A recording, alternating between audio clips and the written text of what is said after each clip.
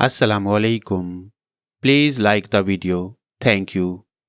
थोड़ी देर के बाद वो वहाँ से चला गया था। फिर शाम हुई तो वो दोबारा रानी पार्वती के पास पहुँच गया। रानी ने बहुत ही खूबसूरत जोड़ा पहना हुआ था। बुलंदो बाला कद्दो कामत की मालिक थी। और सबसे बड़ी बात यह थी कि महल या हवेली में हर एक की आंख का तारा नोल शर्मा को सबसे ज़्यादा अफसोस इसी बात पर था कि रानी पार्वती सिर्फ उसके हक में खराब थी। बाकी सब लोगों के लिए वो बहुत अच्छी मालकन साबित होती थी। नोल शर्मा ने उसे देखा तो दिल पर हाथ रख कर रह गया। पार्वती आज फिर उसी तरह हसीन नजर आ रही थी। जिस हुस्न को देखकर नोल शर्मा दीवाना हो गया था और उसने सब कुछ भूलकर रानी पार्वती से शादी कर ली थी। हालांकि उसका ताल्लुक अछूत खानदान से था। रानी पार्वती ने मुस्कुराती निगाहों से उसे देखा और फिर बोली, आइए आपको बताएं कि आज हम क्यों खुश हैं। नोल शर्मा उसके साथ बाहर निकल आया। पार्वती का रुख उसी जानिब था जहां वो मनहूस इमारत थी जो हवेली का सबसे बुरा हिस्सा कहलाती थी। उस तरफ। हाँ, क्यों भूत नजर आ रहे वहां तुम्हें? नहीं, भूत तो नजर नहीं आ रहे। मगर खैर छोड़ो, बुरा मान जाओगी। आज खुश हो, हम तुम्हारी खुशी खराब नहीं करना चाहते। रानी फिर हंसी। नोल शर्मा को सबसे ज्यादा हैरत इस बात पर थी कि आज रानी का मूड इस कदर खुशगवार क्यों है। बहुत ही कम ऐसा होता था। बाहर तो और दोनों वहां पहुंच गए और थोड़ी देर के बाद रानी पार्वती उस जगह पहुंच गई जहां इमारत का एक बहुत बड़ा हॉलनुमा कमरा था, जहां एक तरफ चबूतरा सा बना हुआ था जो गोल दायरे की शक्ल में था। बाकी जगह खाली थी। वो जगह यहाँ से कुछ और फासले पर थी जहां वो रीछ मंद रहता था। पार्वती ने उस चबूतरे की तरफ इशारा करके कहा, इस जगह के बारे में जानते हो महाराज? कभी जानते थे, अब कुछ नहीं जानते। नोल शर्मा ने ठंडी सांस लेकर कहा, यह चमत सिंहासन है, आइए आपको इसकी सैर कराएं। पार्वती ने कहा और नोल शर्मा का हाथ पकड़कर उस चबूतरे की जाने बढ़ गई। नोल शर्मा खामोशी से उसके साथ चल पड़ा। रानी उसे लेकर चबूतरे पर पहुंच गई। फिर उसे चबूतरे के बीचों बीच खड़ा कर दिया। इस चबूतरे पर खड़े होकर आप बड़े चमत्कार देखेंगे महाराज। एक जमाना वो था जब आपने इमारत के इस हिस्से को बहुत बड़ी जगह बना दिया था, लेकिन अब देखिए मैंने इसे क्या बना दिया है। नोल शर्मा ने कोई जवाब न दिया। रानी पार्वती आहिस्ता आहिस्ता चबूतरे से नीचे उतर आई। नोल शर्मा वहीं खड़ा रह गया था। वो देखना चाहता था कि रानी उसे क्या दिखा रही है। फिर उसने दरवाजे से किसी को अंदर दाखिल होते हुए देखा और जब उसकी निगाहों के जाविये दुरुस्त हुए तो वो चौंक पड़ा। ये किशोरी था जो अंदर चला आ रहा था। रानी एक गोशे में खड़ी मुस्कुरा रही थी। नोल शर्मा को बहुत सी बातें याद आ गईं। किशोरी का फरार हो जाना और इसके बाद उसका गुम हो जाना। बाद में वो हवेली में भी नजर नहीं आया था। नोल शर्मा सर्द निगाहों से उसे देखता रहा।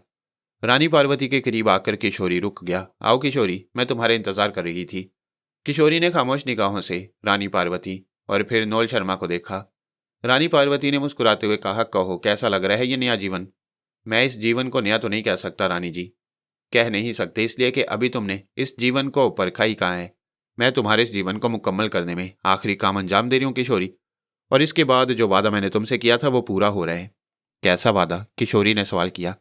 मैंने तुमसे कहा था ना किशोरी कि मेरी बात मानो और इसके नतीजे में संसार तुम्हारे चरणों में होगा। धन दौलत रुपया पैसा सब कुछ तुम्हारे पास होगा। सो देख लो कि वो सब अब तुम्हारे चरणों में आ पड़ा है। किशोरी ने कोई जवाब न दिया। वो खामोश निगाहों से रानी पार्वती को देख रहा था। तब रानी पार्वती ने कहा, चलो किशोरी, आखिरी काम कर लो। ये नोल शर्मा जी हैं, संसार के सबसे बेकार और सबसे नाकार आदमी। मैं समझती हूँ इनका इस शरीर में रहना जरूरी नहीं। इनका शरीर तुम्हें मिल जाए, तुम्हारा क्या ख्याल है किशोरी, कैसा रहेगा? किशोरी ने कोई जवाब नहीं दिया और रानी पार्वती उसका हाथ पकड़कर उसे भी उस चबूतरे पर ले आई। नोल शर्मा की समझ में कुछ नहीं आ रहा था, लेकिन जब उसने रानी पार्वती के अल्फाज पर गौर किया तो उसके बदन में चिंगारियां सी भर गईं। उसने आहिस्ता से कहा, पार्वती तुम करना क्या चाहती हो? जो कुछ मैं करना चाहती हूँ वो भी आपकी निगाहों के सामने आ जाएगा महाराज, रानी पार्वती ने कहा। नोल शर्मा ने अपनी जगह से हिलने की कोशिश की। तो तुम्हारी इस मुसीबत से निजात दिला दी जाए। बेकार जीवन गुजार रहे थे मेरे साथ। तुम वो नहीं हो सकते थे नोल शर्मा जो मैंने तुम्हें बनाना चाहा। चुनाचे तुम्हारी जगह मुझे किसी और आदमी को तलाश करना पड़ा और इसके लिए मैंने किशोरी से अच्छा आदमी और कोई नहीं पाया। चुनाचे अब ये होगा कि किशोरी तुम्हारी जगह ले लेगा। वो मेरा पति होगा और मैं उसकी पत्नी। क्या समझे तुम? रानी पार्वती ने कहका लगाया और इसके बाद रानी पार्वती ने कहा, किशोरी महाराज तुमको कुछ जाप बताए थे कमलेशा देवी ने, याद है? कौन से जाप? किशोरी ने कहा। रानी पार्वती उसे जाप दिलाने लगी। किशोरी ने गर्दन हिलाकर कहा, हाँ मुझे याद है। तो फिर नोल शर्मा जी की आंखों में आंखें डालो और ये जाप पढ़ो। किशोरी ने ऐसा ही किया। नोल शर्मा खुद उसकी जानिब देख रहा था और फिर वो किशोरी की निगाहों से निगाहें ना हटा सका। किशोरी की आंखों से रोशनी की दो लकीरें निकलीं और नोल शर्मा की आंखों में पेवस्त हो गईं। फिर यूं हुआ कि किशोरी का जिस्म आहिस्ता आहिस्ता धुआं धुआं सा होने लगा और वो तेज रोशनी जो आंखों के जरिए नोल शर्मा की आंखों में दाखिल हो रही थी इतनी तेज हो गई कि उस पर निगाहें जमाना मुश्किल हो गया।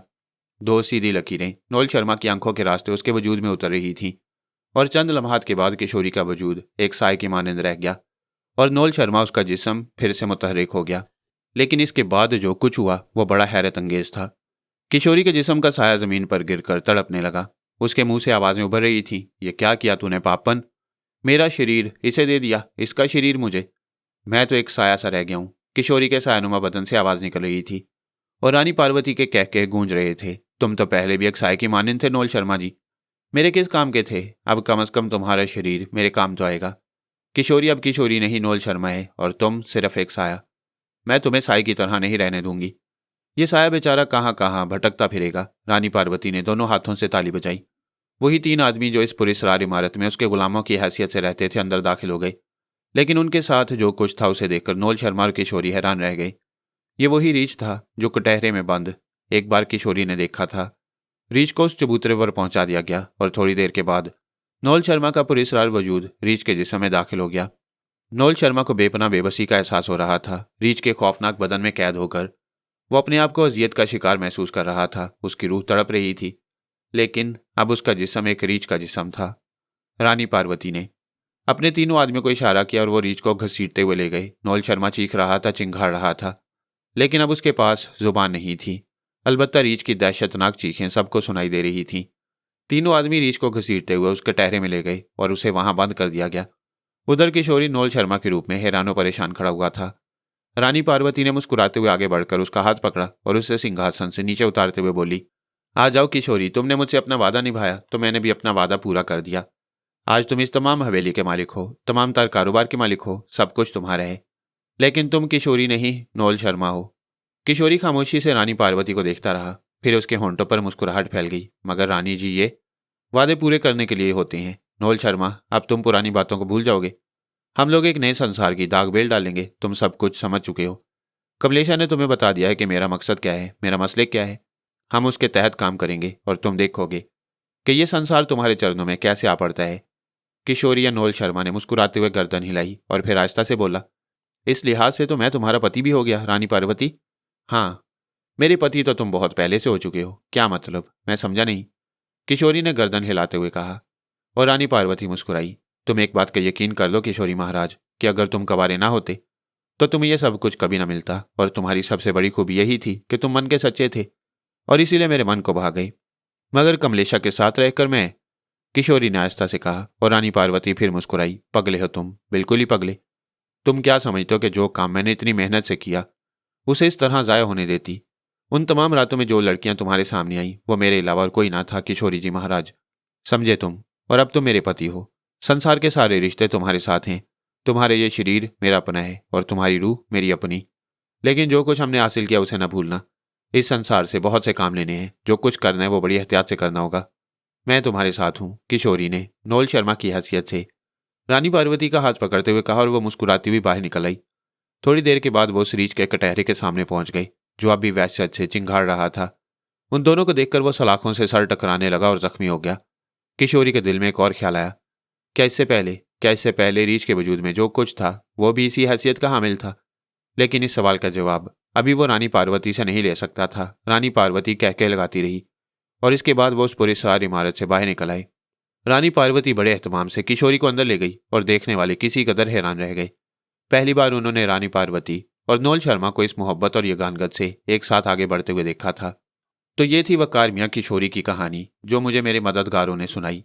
उनके बारे में तो जानते ही हो। दरअसल अब मेरे लिए काम तो बहुत मुश्किल है कि मैं पुराने दौर के खोजियों की तरह कदमों के निशानात देखता हुआ किसी शख्स की राह पर लग जाऊं और इसके बाद ये पता चला लूं कि गुमशुदा शख्सियत या गुमशुदा अशिया कहाँ है।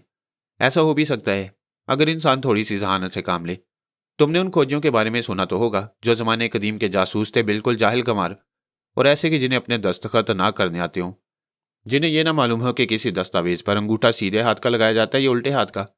लेकिन ऐसे माहिर फन के एक कपड़ा उनके सामने डाल दो, उसे सूंघेंगे और बिल आखिर उस आदमी को लाकर खड़ा कर देंगे जिसने जिंदगी में एक बार भी कभी यह कपड़ा पहना हो। यह दास्तान गोई नहीं, हकीकत है। बहुत ज्यादा कदीम बात भी नहीं है। अंग्रेजों के जमाने में भी ऐसे बेशुमार खोजी मौजूद थे और उन्हें बड़ी कदर मंजरत की निगाहों से देखा जाता था। खास तौर से गांव बस्तियों में तो उनकी बहुतात होती थी। बास जगह उनके खानदान के खानदान नस्ल दर नस्ल चलते थे और यही उनका काम होता। इन खोजियों के जरिए पुलिस वाले भी बड़े बड़े काम निकाल लिया करते। और क्या मजाल कि उनकी निशानदेही गलत साबित हो जाए। इंसान के अंदर ऐसी खूबियां अल्लाह ताला ने हमेशा रखी हैं। और ये बात मैं तुमसे बहुत पहले कह चुका हूं कि अगर कोई सिर्फ अपनी ही जात को समझ ले तो फिर यूं समझो कि उस पर कायनात का हर राज मुनकशिफ हो गया। सारी कायनात तुम्हारे वजूद में ही है। मुझे बताओ, वजूद से अलग कायनात का कोई वजूद है? हकीम असगर अली के इस फलसफियाना सवाल पर मैं दंग रह गया। हकीकत यह है कि कायनात तो सिर्फ आंखों की रोशनी से मुंसलिक है। अगर वजूद का सिलसिला खत्म हो जाए तो फिर कायनात का तस्वुर इस अंदाज में बाकी रह जाता है। बिलाशुबा जो कुछ जहन में आ जाए वही कायनात है। मैंने हकीम साहब से मुकम्मल तौर पर इत्तफाक किया। हकीम साहब मुस्कुराकर बोले, तो मैं तुमसे उन खोजियों का जिक्र कर रहा था। ऐसे ऐसे खोजी गुजरे हैं कि जिन्हें जादूगरी का दर्जा दिया जा सकता था, लेकिन वो जादूगरी बस उनकी वो हिस्स थी जिसकी बिना पर वह दूसरों से मुनफरिद हो जाते थे। तो मैं ऐसा खोजी तो नहीं बन सकता था। अलबत्ता मैंने कुछ खोजी अपने साथ शामिल कर लिए अपने इल्म के जरिए, और यकीनी तौर पर मैं उन्हें अपना गुलाम नहीं बल्कि मददगार समझता था। और मेरे मददगारों ने किशोरी का खोज लगाया तो उसकी कहानी मुझ तक पहुंचा दी। मैं बिजनौर में ही था और अपने ससुराल में मज़े में वक्त गुजार रहा था। फैसला कर चुका था कि भगवती प्रसाद जी के लिए काम करूंगा। उनकी कैफियत देखकर मुझ पर जो कैफियत तारी हुई थी, बस उसने मुझे मजबूर कर दिया कि भगवती प्रसाद को तनहा नहीं छोड़ा जा सकता। भगवती प्रसाद का दूसरा बेटा कांति किशोरी से ज़रा मुख्तलिफ तबीयत का मालिक था। वो अपने बड़े भाई की तरह नरम मजाज न था। उसकी तबीयत खुरदरी थी और वो गर्म मजाज का मालिक था। ऐशो इशरत की जिंदगी के बाद ये जिंदगी उसे एक आंख ना भाती थी। यारों दोस्तों में घिरा रहता तो हजारों खर्च करता और अपने आप को रईस आदमी कहलवाना पसंद करता। लेकिन जूं जूं हालात बिगड़ते गए और घर में सन्नाटा फैला, उसका मिजाज भी बिगड़ता गया। बदतमीज नहीं था कि माता पिता से कुछ कहता, लेकिन दिल ही दिल में जलता रहता। दो बहनें थी जिन्हें ब्याना था। पिताजी को ख्याल रखना चाहिए था इन बातों का। ख्वामखाही दूसरे के चक्कर में पड़कर अपनी धन दौलत लुटा दी। ना जाने क्या क्या। बाहर तौर कांति ने कभी घरेलू मामलात में कोई दिलचस्पी नहीं ली। उसे यह भी नहीं मालूम था कि यह सारी दौलत आहिस्ता आहिस्ता करके कैसे खिसक गई। अलबत्ता जब उसके अखराजात रुकने लगे तो उसने माँ से पैसे मांगने शुरू कर दिए। बेचारी भगवती प्रसाद की बीवी ने बेटे को रो रो कर बताया कि अब तो उनके पास कुछ नहीं रहा, तो कांति का मुंह बन गया। माँ बाप की गलतियों का खुमियाजा औलाद क्यों भुगते? उसका जहन भटकता रहा। माता पिता बहुत अरसे तक ऐशो इशरत का जीवन बिताते रहे थे। जब हमारी बारी आई है तो कहते हैं कि कुछ भी नहीं है। खजाने का रवायती तज़किरा उसने भी सुन रखा था, लेकिन कभी भी संजीदगी से इसके बारे में गौर नहीं किया था। मगर अब होगा क्या, उसने दिल ही दिल में सोचा। कांति को अब उसके दोस्त ज्यादा मुंह नहीं लगाते थे, बल्कि अगर कोई गुफ्तगू भी होती तो सिवाय उसका मजाक उड़ाने के और कुछ न कर पाते। इन हालात में कांति और ज्यादा बदमजाज हो गया। घर में भी वो आता तो खामोशी से अपनी चारपाई पर जाकर पड़ जाता। उसे इन तमाम बातों का बेहद दुख था। फिर यूं हुआ कि किशोरी धन दौलत की तलाश में घर से निकला और इसके बाद न जाने कहाँ गुम हो गया। महीनों इंतजार किया जाता रहा और जब महीने साल में तब्दील हुए तो घर वाले किशोरी के लिए रोने पीटने लगे। दोनों बहनें बड़े भाई की याद में आंसू बहाती रहती और भगवती प्रसाद जी की हालत खराब से खराबतर होती चली जा रही थी। तब एक दिन कांति के जहन में ख्याल आया और उसने इस ख्याल के बारे में गौर करना शुरू कर दिया। उसे यकीन था कि किशोरी इन हालात से तंग आकर घर छोड़ भाग गए। करता भी क्या अब इस घराने में, जहां ना कुछ खाने पीने को था और ना खर्च करने के लिए।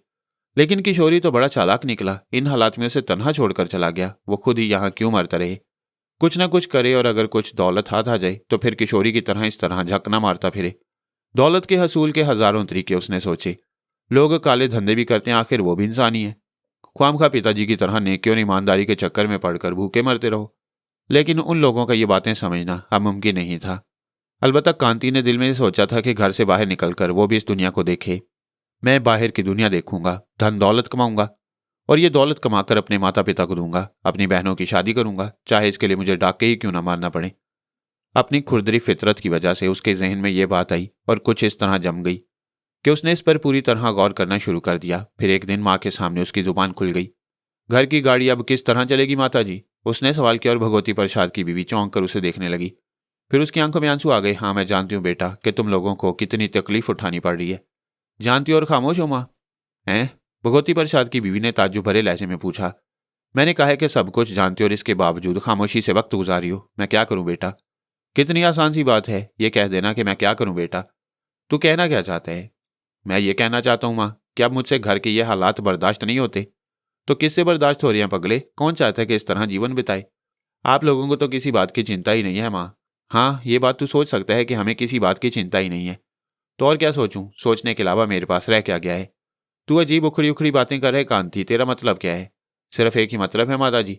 बड़े भैया ने सोचा कि अब इस कंगाल घराने में उन्हें क्या मिलेगा, चुनाचे वो इससे किनारा कशी इख्तियार कर गए। लेकिन मैं आज भी इस घराने से मोहब्बत करता हूँ। अलबत्ता ये ज़रूर सोचता हूँ कि आखिर इस घर का पेट भरने के लिए मुझे क्या करना चाहिए। किशोरी के बारे में ऐसी बात मत कह कांति। किशोरी ऐसा नहीं है। मैं ऐसा हूँ? नहीं रे, मैं तो तुझे भी नहीं कह रही। कान खोल कर सुन ले माँ कि भैया का इस तरह चले जाना मुझे नापसंद है। पिताजी तो बैठे हुए हैं, गौर ही नहीं करते किसी बात पर। मैं कहता हूँ आखिर किशोरी का कुछ तो पता चलना चाहिए, आखिर वो है कहाँ। हम भी तो उसके लिए इतना ही परेशान है पगले। आखिर कैसे पता लगाएं उसका? कोई कोशिश की गई उसका पता लगाने की? कौन कोशिश करता? तेरे पिताजी की जो हालत खराब है वो तू देख ही चुका है। बहनें जा नहीं सकती, एक तू ही तो है जिसको ये काम सौंपा जा सकता है। मगर मुझे तो आज तक ये काम सौंपा नहीं गया। किस मुंह से कहते तुझसे और क्या कहते? आखिर हमें पता तो चलता कि वो कहाँ है। अच्छा तो फिर मुझे इजाजत दो माताजी, मैं 2 काम के वास्ते निकल रहा हूँ, बड़े भैया की तलाश और धन दौलत कमाने। क्या समझी? अरे नहीं, तू भी चला जाएगा तो फिर इस घर में कौन रह जाएगा? इस घर में रहता भी कौन है माताजी, जिसकी वजह से मैं यहाँ रहूँ? लगता है तेरा मन यहाँ से उकता गया है। हाँ, मेरा मन यहाँ से बुरी तरह उकता गया है। इस घराने की बेबसी मुझसे नहीं देखी जाती। सुनो माताजी, मैं इस घराने का पेट भरने के लिए जो कुछ भी कर सका वो करूंगा, और साथ ही साथ किशोरी भैया की तलाश भी मेरा फर्ज है। लेकिन अब तुम ये समझ लेना कि मैं तुम में से नहीं हूं। क्या बक रहा है पागल? जो मुंह में आ रहा है बके जा रहा है। मैं सिर्फ तुमसे ही बात कह सकता हूँ, पिताजी के सामने जुबान नहीं खोलना चाहता, क्योंकि अगर उनके सामने जुबान खुली तो बहुत सी बड़ी बातें सामने आ जाएंगी। अरे तू तो लड़ने पर तैयार बैठा हुआ है। हाँ हाँ, मैं आज सारे संसार से लड़ना चाहता हूँ। आखिर ये कोई तुक है? कल तक हमारे पास दौलत ही दौलत थी, हर तरह के लोग इज्जत और एहतराम करते थे, और आज सब हमें देखकर मुस्कुरा देते हैं। नहीं माता जी, अब मैं ये मुस्कुराहटें बर्दाश्त नहीं कर सकता। जाएगा कहाँ रे? माँ ने परेशानी से कहा। जहां भी जी चाहेगा जाऊंगा, बस यूं समझ ले मेरे 2 ही काम होंगे, किशोरी भैया की तलाश और दौलत कमाना, चाहे मुझे इसके लिए कुछ भी करना पड़े। कांति वहां से चला गया और भगवती प्रसाद की बीवी खामोशी से दरवाजे को तकती रही। उसने ये तमाम हालात भगवती प्रसाद को बताई और भगवती प्रसाद की आंखों में आंसू आ गए। मैं क्या कर सकता हूँ? मैं क्या कर सकता हूँ, तू मुझे बता। कैसे रोकूं उसे? ठीक है जाने दे, मगर किशोरी? भगवान जाने कौन सच कहता है कौन झूठ कहता है। लोगों का कहना है कि किशोरी इस दुनिया में वो सब कुछ हासिल ना कर सका जो इस दुनिया में उसे हासिल करने की जरूरत थी, और इस तरह उसने घर से मुंह छुपा लिया। तो उस पापी को तो आना चाहिए था। हाँ आना चाहिए था, नहीं आया। जब बेटे जवान हो जाते हैं तो माँ बाप के पास से बाहर हो जाती हैं। कांति चला गया तो क्या है, घर में 2 बेटियां और हैं, किसी दिन वो भी चली जाएंगी।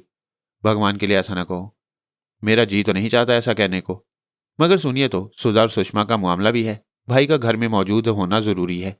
आप ही समझाइए।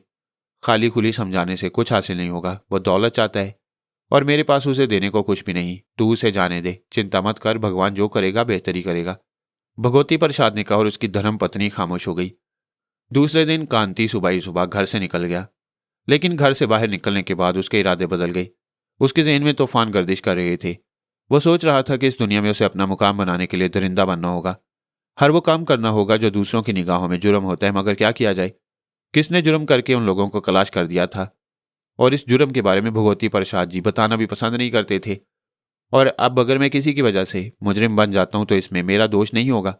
कुछ भी हो जाए, मुझे अपनी दुनिया अलग बनानी पड़ेगी। न जाने कब तक वो इसी तरह चलता रहा, और फिर सामने रेलवे स्टेशन नजर आ गया। जानबूझकर कदम उस तरफ नहीं बढ़ाई, बस यूं ही आवारागर्दी करता हुआ इस तरफ आ निकला था। जहन में कोई मंसूबा तो था नहीं कि उस पर अमल करता। दोपहर होने के करीब थी। वो स्टेशन के पास एक बेंच पर बैठ गया और देर तक बैठा सोचता रहा कि कौन से दोस्त पर हाथ साफ करे। बहुत देर तक सोचता रहा, फिर उसको ख्याल आया कि उसने किशोरी की तलाश का फैसला भी तो किया है। याददाश्त पर जोर दिया तो वो शहर याद आया जहां किशोरी को जाना था। क्यों ना इस शहर को छोड़ ही दिया जाए, यहाँ तो बेशुमार शनासा मौजूद हैं, और शनासाओं के दरमियान काम करना कितना मुश्किल साबित हो सकता है।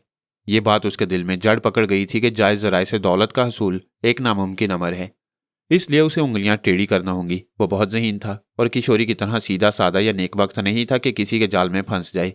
लेकिन ट्रेन में सफ़र करने के लिए तो पैसे दरकार होंगे, जबकि उसके पास कुछ भी नहीं था। उसने खूनी निगाहों से इधर उधर देखा और फिर किसी ख्याल के तहत एक जाने पड़ गया।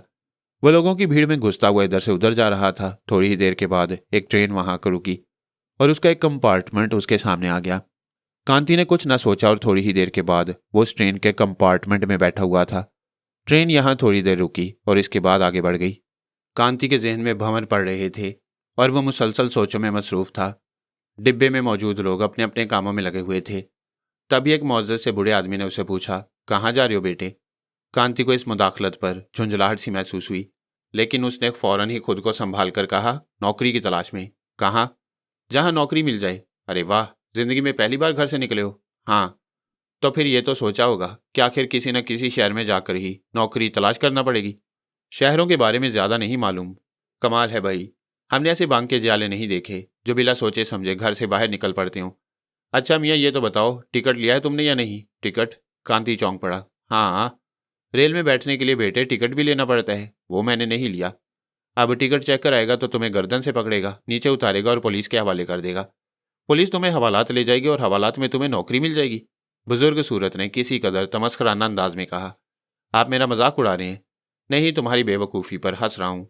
बेहतर है ना हंसें, या आप ही के हक में अच्छा होगा। बड़े तेज मजाज मालूम होते हो। खैर भई, बड़े तेज मजाज मालूम होते हो। खैर भई, हम भला किसकी क्या मदद कर सकते हैं?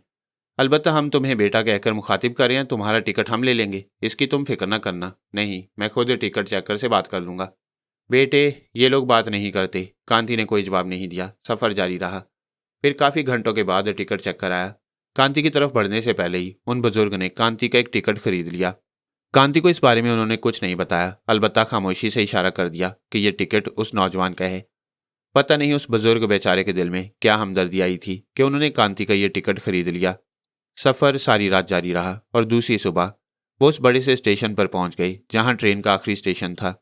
बुजुर्ग ने इस दौरान कांति से कोई बात ना की, अलबत्ता वो कहने लगे, अब यहाँ उतर जाओ तो अच्छा होगा। कांति चौंक पड़ा, फिर बोला, क्यों? यहाँ क्यों उतर जाऊँ? इसलिए कि सारे मुसाफिर यहीं उतर जाएंगे। ओहो, ये आखिरी स्टेशन है? बिल्कुल आखिरी है। और सुनो, ये मेरा पता लिख लो। अगर कहीं नौकरी मिल जाए तो भूल कर भी मेरी तरफ रुख मत करना। अगर ना मिले बेटा तो रोटी पानी के काबिल हूँ, वो मेरे पास आकर खा लेना। रख लो, और थोड़े से ये पैसे भी। बुजुर्ग के दिल में ना जाने कांति के लिए क्या मोहब्बत उभर आई थी कि उन्होंने थोड़ी सी रकम भी कांति को दे दी। कांति के दिल में अब यह एहसास उभरा कि बाहर तो और वो एक अच्छा आदमी था, लेकिन कांति ने उसके साथ अभी तक ढंग से एक बात भी न की थी। बुजुर्ग नीचे उतरकर भीड़ में गुम हो गई। कांति रेलवे स्टेशन पर खड़ा उस अजीम शान शहर को देखता रहा जिसका तस्वुर उसने कभी ख्वाब में भी नहीं किया था। फिर वो रेलवे स्टेशन से बाहर निकला और सड़कों पर पैदल चलता रहा। दोनों तरफ उठी हुई इमारतें जैसे उसे दबाने के लिए दौड़ी जा रही हूँ। बहुत ज़्यादा ट्रैफिक कांति ने कभी नहीं देखा था। यहाँ तो उसे अपनी ज़िंदगी भी खतरे में नजर आ रही थी। वो इस बड़े शहर के हालात को समझने की कोशिश कर रहा था। कांति को सबसे पहले किसी ऐसी जगह की तलाश हुई जहाँ वो अपनी रिहाइश का बंदोबस्त कर सके। कुछ खास सामान तो उसके पास था ही नहीं जो उसके लिए मुश्किल का सबब बनता। वो दिन उसने शहर के मुख्तलिफ इलाकों में घूमते हुए गुजारा और अच्छी तरह जायजा लेता रहा कि यहाँ लोग किस तरह जिंदगी बसर करते हैं। वो सोच रहा था कि अपने आप को शहरी जिंदगी का अहल साबित कर भी सकेगा या नहीं। रात को सोने के लिए उसने एक जगह मुंतखब की जहाँ और भी बहुत से लोग रात को बसेरा करने के लिए मौजूद थे। कांति के लिए गोये मंजर नया था, लेकिन उसने सूरत हाल को समझ लिया। ये बेखानुमा लोग थे जिनके पास रहने के लिए कोई छत नहीं थी। कांति ने अपने लिए एक जगह मुंतखब की और खुद भी वहीं हाथ का तकिया बनाकर लेट गया।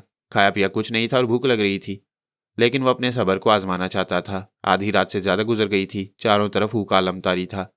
दूर कहीं कुत्तों के भौंकने की आवाजें सुनाई दे रही थीं। कांति अपने माजी पर गौर कर रहा था। उसकी निगाहें आसमान पर टिमटिमाते सितारों पर जमी हुई थीं और वो सोच रहा था कि तकदीर के इस फैसले को वो कभी तस्लीम नहीं करेगा कि जिंदगी कसम पुरसी में गुजारे। आधी रात के बाद उसकी पलकें मुड़ने लगीं, लेकिन यहाँ घर नहीं था कि सुबह के बाद भी बिस्तरे इस्तराहत पर ईंटता रहे। सूरज की किरणों ने ही उसे जगा दिया, हालांकि नींद पूरी होने का तस्वुर भी नहीं कर सका था। वो दूसरे लोग भी उठ उठकर अपनी जिम्मेदारियों के लिए चल पड़े थे। सिर्फ एक आदमी अभी तक फुटपाथ पर पड़ा हुआ था। वो कांति के देखते ही देखते उठ गया। उसने एक निगाह कांति पर डाली और फिर मुस्कुराता हुआ बोला, नए हो? नहीं, बहुत पुराना हूं। कांति ने तल्ख लहजे में कहा, इस फुटपाथ पर पहली बार नजर आ रहे हो? यहाँ का हर फुटपाथ मेरा है। ओहो, बदमाशी करने आए हो? भत्ता वसूल करोगे? मैं तुम लोगों से क्या वसूल करूंगा? तुम तो खुद सब कुछ अपनी जिंदगी को दे चुके हो। कांति ने तल्ख लहजे में कहा और उठकर वहां से आगे बढ़ गया। शहर की दुनिया एक बार फिर उसके सामने थी। एक छोटे से रेड़े के पास जाकर वो खड़ा हो गया जहां सुबह का नाश्ता तैयार हो रहा था। पेट पूजा करने के बाद उसने मुंह साफ किया और पानी का एक गिलास पीकर फिर चल पड़ा। उसे इस बात से गर्ज नहीं थी कि नाश्ता तैयार करने वाला कौन था और नाश्ता क्या था। पेट की आग बुझनी चाहिए थी। पूरा दिन वह मुख्तलिफ इलाकों में फिरता रहा। घर देखे, मकानात देखे, होटल देखे, रिहायशी जिंदगी देखी और दिल ही दिल में सोचा कि उसका ठिकाना फुटपाथ नहीं होना चाहिए। इसी तरह शाम के हंगामे शुरू हो गए थे। पेट भरने के लिए फिर ज़रूरत पेश आई। दोपहर को तो उसने खाना वगैरह गोल कर दिया था, लेकिन शाम को फिर एक जगह बैठकर उसने थोड़ा बहुत खाया पिया और इस तरह पेट भर लिया। लेकिन अब उसके पास बहुत कम रकम रह गई थी।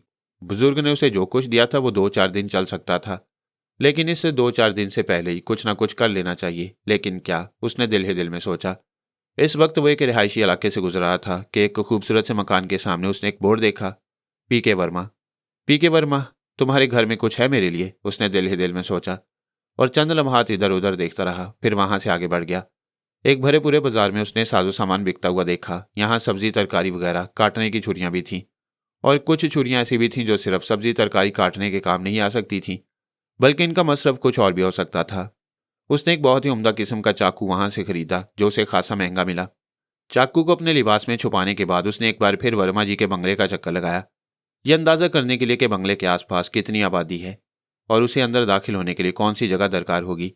रात आहिस्ता आहिस्ता अपना सफर करती रही और इस वक्त तकरीबन 12:30 या 1 का वक्त होगा जब उसने वर्मा जी के बंगले की जानिब रुख किया था। वर्मा जी के बंगले के सामने से गुजरते हुए उसने अंदर बंगले पर निगाह डाली। बंगले में एक मध्यम सा बल्ब रोशन था। गेट पर चौकीदार नजर आ रहा था। वह गेट के सामने से गुजरता हुआ दूर तक चला गया। दिल ही दिल में उसने सोचा, वाह वर्मा जी ऐश हो रही है। चौकीदार तक रखा हुआ है, चलो अच्छी बात है, कम से कम एक ऐसी जगह सामने आई जहां कुछ काम बन सकता है। उसने दिल ही दिल में सोचा। फिर घूमकर बंगले के अकब में पहुंच गया। यहाँ भी बंगलों की कितारें थी, लेकिन दरमियान में एक चौड़ी सी सड़क नजर आ रही थी। इस तरफ ज्यादा चहल पहल नहीं थी, बस दूसरी जानिब के मकानों के अकबीज से रोशन थे और किसी बंगले से बातों की आवाजें उभर रही थी। वर्मा जी के बंगले के अकबीज से में पहुंचकर उसने इधर उधर देखा। दीवार बहुत ज्यादा ऊंची नहीं थी। उसने अपने वर्जिशी जिस्म को तोला, एक लंबी छलांग लगाई और बंगले की अकबी दीवार पकड़कर आन की आन में दूसरी जानिब कूद गया। दूसरी जानिब क्यारियां बनी हुई थी और वह सीधा क्यारियों में गिरा था। नन्हे नन्हे दरख्तों के पौधे उसके जिस्म को जख्मी करने में नाकाम रहे थे। हाँ, पौधों के निचले हिस्से में कीचड़ जरूर थी जो उसके जूतों में लग गई थी, लेकिन ये कोई खास बात नहीं थी। दूसरे लम्हे वो क्यारी से बाहर निकल आया। बंगले के अकबी हिस्से को खूबसूरत घास और रंग बिरंगे फूलों से सजाया गया था। सामने ही दरवाजे नजर आ रहे थे जिनके शीशे रोशन थे। गोल रोशनी रंगीन और मध्यम थी, लेकिन बाहर तौर उसकी हल्की हल्की झलक बाहर तक पहुंच रही थी। कांति ने अपने जूते रगड़ रगड़ कर साफ किए और फिर पूरी तरह मिट्टी छुड़ाने के बाद वहां से आगे बढ़ गया। जूतों के ये निशान उसके लिए नुकसानदेह हो सकते थे, लेकिन अगर काम बन गया तो फिर इन जूतों की जरूरत ही क्या होगी। इन्हें तो तब्दील भी किया जा सकता है। अंदर दाखिल होने के लिए किसी मुनासिब जगह की तलाश थी और यह मुनासिब जगह उसे एक राहदारी से घूमने के बाद नजर आ गई। राहदारी में दरवाजा नहीं था, इसलिए वह बआसानी उसे अंदरूनी कमरों तक ले गई। तकरीबन तमाम ही कमरे तारीक पड़े हुए थे। राहदारी के खुले हुए गोशे से वो सर्वेंट क्वार्टर देख सकता था जो बंगले के दूसरे हिस्से में बने हुए थे, लेकिन उनका फासला बहुत ज्यादा नहीं था। अगर बंगले से आवाज लगाई जाती तो सर्वेंट क्वार्टर में बआसानी सुनी जा सकती थी। कांति कोई ऐसी जगह तलाश करने लगा जहां उसे किसी के मिल जाने के इम्कानात हों, और इसके लिए उसे सामने से घूमकर बंगले के बैरूनी हिस्से में आना पड़ा था। लेकिन दरमियान में बरामदा था और कांति अब अंदरूनी हिस्से में था। तब उसका मकसद पूरा हो गया। उसे एक कमरे के दरवाजों से नीली मध्यम रोशनी झलकती हुई नजर आई। दिल ही दिल में उसने सोचा कि घर का मालिक ख्वाबे खरगोश के मजे ले रहा होगा। वर्मा साहेब, अब आपसे मुलाकात हो जानी चाहिए। ख्वाबगाह के दरवाजे के सामने पहुंचकर वो रुक गया। जाहिर है ख्वाबगाह का दरवाजा अंदर से बंद होगा। इसके लिए क्या करना चाहिए? दरवाजे को खोलने की कोशिश या फिर दस्तक देकर दरवाजा खुलवाया जाए। एक लम्हे में उसने सूरत हाल का अंदाजा लगाया। मुलाजमीन क्वार्टरों में मौजूद होंगे। इस कमरे में जो कोई भी है दस्तक सुनकर दरवाजा जरूर खोल देगा और उसका जहन यही सोचेगा कि शायद कोई मुलाजिम वगैरह किसी काम से वहां पहुंच जाए। वैसे भी रात इतनी ज्यादा नहीं हुई थी कि किसी के आने के इम्कानात ही खत्म हो जाएं। चुनाचे उसने मध्यम मध्यम अंदाज में दरवाजे पर दस्तक दी और अंदर से आती फौरन ही किसी के कदमों की आवाज सुनाई दी। कांति संभल कर खड़ा हो गया। उसने अपने लिबास में रखा हुआ चाकू निकालकर हाथ में ले लिया और उसकी चुस्त व चालाक निगाहें दरवाजा खोलने वाले का इंतजार कर रही थीं। दरवाजा खुला और पसे मंजर की नीली रोशनी में एक अप्सरा उसकी निगाहों के सामने आ गई। बहुत ही बुलंदो बाला, कद्दो कामत, उसी की मुनासबत से भरा भरा जिस्म, लंबे लंबे बाल, बेतरतीबी से शानों पर बिखरे हुए, किताबी चेहरा, बड़ी बड़ी गुलाफी आंखें, होंठों पर दिन के मेकअप के निशान, जिस्म पर एक बहुत ही खूबसूरत किस्म की नाइटी। उसके होंठों पर मुस्कुराहट थी, लेकिन शायद अपने सामने वो चेहरा ना देखकर जिसके लिए मुस्कुराहट होंठों पर आई थी उसकी मुस्कुराहट सिमट गई और उसने मुतहय्यनाना निगाहों से कांति को देखा। कांति के लिए अब इंतजार करना हमाकत के अलावा कुछ नहीं था। उसने अपने शाने से औरत को एक जोरदार धक्का दिया। यह धक्का इतनी ताकत से दिया गया था कि अगर कोई आम औरत होती तो ना जाने कितनी दूर जाकर गिरती, मगर वो सिर्फ चंद कदम पीछे हट गई थी और उसने खुद को संभाल लिया था। कांति ने पलटकर फुर्ती से दरवाजा बंद किया और फिर हाथ में दबाकर चाकू लहराया। लेकिन औरत खौफजदा न हुई। वो अजीब सी नजरों से कांति को देखने लगी। फिर वो वापस पलटी और मसहरी पर जा बैठी। उसने आहिस्ता से कहा, चोर हो? डाकू, कांति ने जवाब दिया। एक ही बात है, वो मुस्कुराकर बोली। कांति ने कोई जवाब न दिया। ना जाने क्यों वह नर्वस हो गया था। क्या चाहते हो? दौलत? कितनी दरकार है? ज्यादा चालाक बनने की कोशिश मत करो वरना टुकड़े कर दूंगा, कांति ने खौफनाक लहजा बनाकर कहा और वो हंस पड़ी। टुकड़े करने का शौक है तुम्हें? क्या मतलब? मैंने तुम्हें किसी काम से रोका है? वो बोली। कांति की नजरें इधर उधर भटकने लगीं। फिर उसकी नजरें सेफ पर जा टिकी जो एक गोशे में मौजूद था। इसकी चाबियां कहाँ हैं? मेरे गिरेबान में। उसने अपने सीने की तरफ इशारा किया। लाओ, कांति गुर्राया। यह जुल्म है डियर। यानी तुम मुझे लूट भी रहे हो और मैं तुम्हें अपने हाथों से अपनी सेफ की चाबियां भी दूं? तुम यूं करो, मेरे बाल अपनी मुट्ठी में जकड़ो और चाबियां निकाल लो। इसके बजाय मैं तुम्हें जिंदगी के इस बोझ से आजाद ही क्यों ना करा दूं?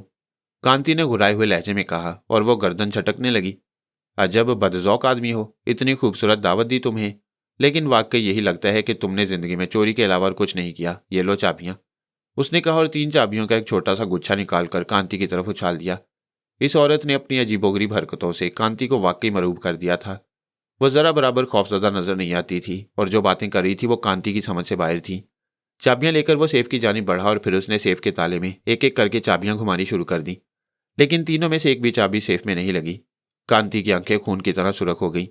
तू मुझे धोखा दे रही है? नहीं, बल्कि तुम अनाड़ी चोर मालूम होते हो। इससे पहले कितने डाके डाल चुके हो? उसने तंजिया अंदाज में पूछा। क्या मतलब? मतलब ये कि ये चाबियां इसी सेफ की हैं। अब तुमसे एक सेफ का ताला नहीं खुल सकता तो इसमें मेरा क्या कसूर है? वैसे एक सच्ची बात बता दूं, तुम सूरत से मुझे चोर नजर नहीं आते। बकवास मत करो। अगर तुम वक्त ज़ाया कर रही हो तो ये तुम्हारे हक में बेहतर नहीं होगा। कम अज कम तुम अपनी जिंदगी से जरूर हाथ धो बैठोगी। बार बार एक ही चाबी, बार बार एक ही धमकी, बिल्कुल ही गधे हो तुम। लाओ चाबियां मुझे दो।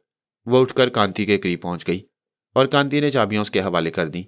औरत ने एक चाबी सेफ में लगाई और क्लिक की आवाज के साथ ताला खुल गया। तब उसने सेफ का दरवाजा खोलकर पीछे हटते हुए कहा, जनाब डाकू साहब, ये रकम मौजूद है, सोने के जेवरात भी हैं। अब अगर आप हुक्म दें तो मैं इन्हें किसी थैले में भरकर आपके हवाले कर दूं। आपसे तो शायद ये काम ही ना हो सके। वो कांति के बिल्कुल करीब खड़ी हुई थी और कांति उसकी बातों में गुम हो गया था। तहम खुले हुए सेफ से उसे सोने के जेवरात और नोटों की गड्डियां नजर आ रही थीं। औरत का कहना दुरुस्त ही था, इन चीजों को रखने के लिए भी कोई चीज चाहिए थी। कांति ने उसे देखा तो वो मुस्कुराकर बोली, हाँ हाँ, इसका भी इंतजाम करती हूँ, 1 मिनट रुको। वो कांति के चाकू की परवाह किए बगैर एक सिमत बढ़ गई और फिर उसने प्लास्टिक का एक बड़ा सा बैग निकाला और उसे लिए हुए कांति के सामने पहुंच गई। हुक्म फरमाएं तो ये बैग खोलकर खड़ी हो जाऊं? आप भला ये मामूली मामूली काम क्या करेंगे? कांति शिद्दत हैरत से दीवाना हुआ जा रहा था। या तो ये औरत पागल थी या खुद उसका दिमाग फिर गया था। उसने बैग औरत के हाथ से ले लिया और सेफ की जानिब मुतवज्जा हो गया। औरत उससे चंद फुट के फासले पर खड़ी हुई थी। कांति सेफ में पड़ी हुई गड्डियों और जेवरात देखकर आज खुद रफ्ता हो गया था और वह एक लम्हे के लिए औरत से गाफिल भी। उसे गुमान भी नहीं था कि इस तमाम ताबुन के बाद भी कोई ऐसी कार्रवाई हो सकती है जो उसके लिए नुकसानदेह हो। उसके हवास तो उस वक्त जागे जब उसके सर की पुश्त पर कोई वजनी शय पूरी कुव्वत से पड़ी और उसका सर सेफ से जा लगा। साथ ही किसी ने उसे गिरबान से पकड़कर जोर से धक्का दिया था। सर की जरब ने तो एक ही लम्हे के लिए होशो हवास दुरुस्त किए ही थे कि धक्के ने उसे पूरी कुव्वत से दीवार से टकराया और कांति के दोनों हाथ फिजा में फैल गई। वो दीवार से टिका टिका नीचे ढलक आया और चंद लम्हात के अंदर ही अंदर बेहोश हो गया। और इस बेहोशी के दौरान जो कार्रवाई हुई उसका इल्म कांति को कतई नहीं था। वो ना जाने कितनी देर के बाद होश में आया था और होश में आया तो उसे अपने अज़ा फटते हुए महसूस हुए। कलाइयां बुरी तरह किसी बंदिश में जकड़ी हुई थीं। दोनों पांव के हल्के भी रस्सियों से कसे हुए थे। उसे इतनी सख्ती से बांधा गया था कि वह अपने बदन को जुम्बिश भी ना दे सके। रफ्ता रफ्ता हवास मुकम्मल तौर पर जाग गई और कांति को इस नाजुक सूरत हाल का एहसास हुआ। सर के अकबी हिस्से की चोट शिद्दत से दुख रही थी। उसके हलक से सिसकारियां सी निकल गईं और उसने अपने बदन को जुम्बिश दी, लेकिन हाथ और पांव कटते हुए महसूस हुए जिनकी वजह से वह फौरन ही रुक गया। जागते हुए हवास ने उसे एहसास दिलाया कि औरत के हाथों वो बुरी तरह मार खा गया है। इस चालाक औरत ने उसे नफ्सियाती हरबों के इस्तेमाल के बाद बासानी जेर कर लिया था। कांति को हंसी आ गई। वाह बेटा कांति, जिंदगी में पहली बार काम करने निकले और नाकाम रहे। जो दौलत निगाहों के सामने आ गई थी, अगर उसके हसूल के लिए होशियारी से काम लिया होता तो बहुत सी मुश्किलात का हल मिल जाता, लेकिन शायद तुम्हारी तकदीर में यह सब कुछ भी नहीं है। इसके बाद कांति ने अपने अतराफ में निगाहें दौड़ाईं। लकड़ी का एक तख्ता था जो फर्श पर बिछा हुआ था और वो उस तख्ते पर पड़ा हुआ था। गर्दन उठाकर पैरों और हाथों की बंदिश को देखा। नायलॉन की रस्सियों के छोटे छोटे टुकड़े काटकर उन्हें मजबूती से कांति के बदन के गिर्द बांध दिया गया था और उसके हाथ पांव तने हुए थे। ना जाने कितनी देर हो गई थी, क्योंकि रोशनदान से सूरज की रोशनी झांक रही थी। इसका मकसद था कि दिन निकल चुका है। कांति अंदाजा लगाने लगा कि उसे बेहोश हुए कितनी देर गुजर गई है। फिर वक्त आगे बढ़ता रहा। जिस कमरे में वो कैद था वहां फर्नीचर नाम की कोई चीज नहीं थी। फर्श पर बस ये तख्ता पड़ा हुआ था। छत के करीब एक रोशनदान था और एक मजबूत दरवाजा जो यकीनी तौर पर बाहर से बंद होगा। कांति गहरी गहरी सांसें लेकर सोचने लगा कि वो डाका डालने के लिए एक इमारत में दाखिल हुआ था और वहां उसे इस तरह गिरफ्तार कर लिया गया। यकीनन माल के मकान ने उसके सिलसिले में पुलिस से रुजू किया होगा, लेकिन ये बात खुद उसे अपने हलक से उतरती हुई महसूस न हो रही थी। अगर माल के मकान ने उसे बेहोश करके पुलिस के हवाले कर दिया होता तो वो पुलिस लॉकअप में होता, और ये जगह कम से कम पुलिस लॉकअप नहीं थी। क्या फिर उसे घर ही में कैद कर दिया गया है? मगर वो चालाक औरत, किस महारत से उसने मुझे शिकस्त दे दी, वरना उसके लिए ये सब आसान न होता।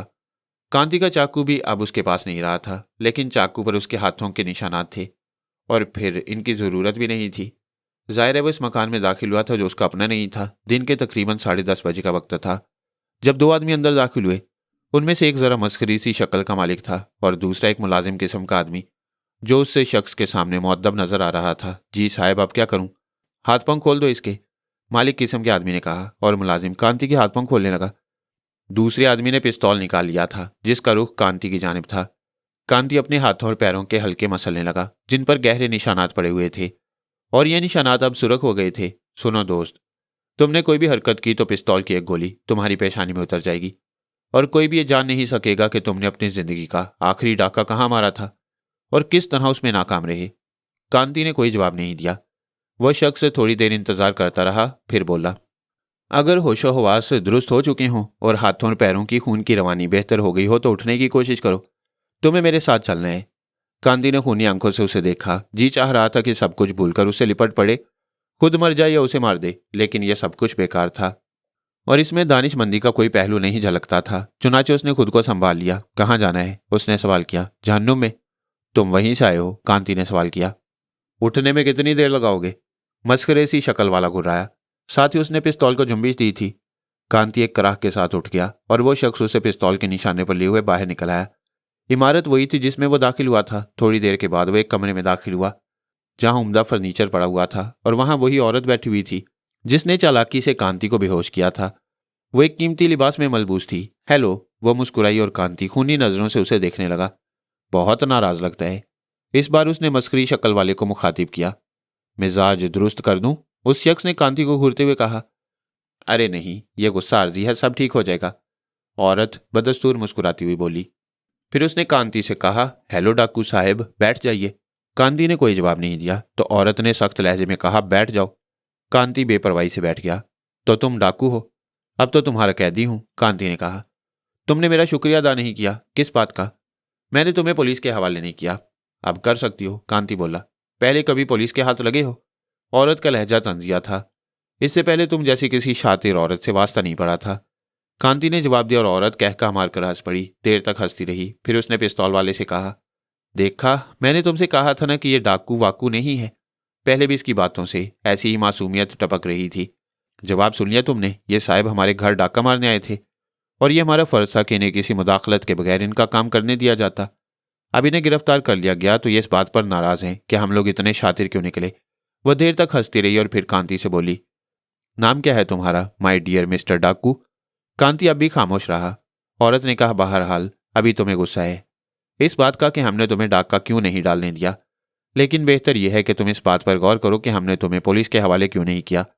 अगर वाकई तुम डाकू होते माय डियर मिस्टर डाकू, तो हम जरा बराबर तुम्हारे साथ रियायत न करते और तुम्हें पुलिस के हवाले कर दिया जाता।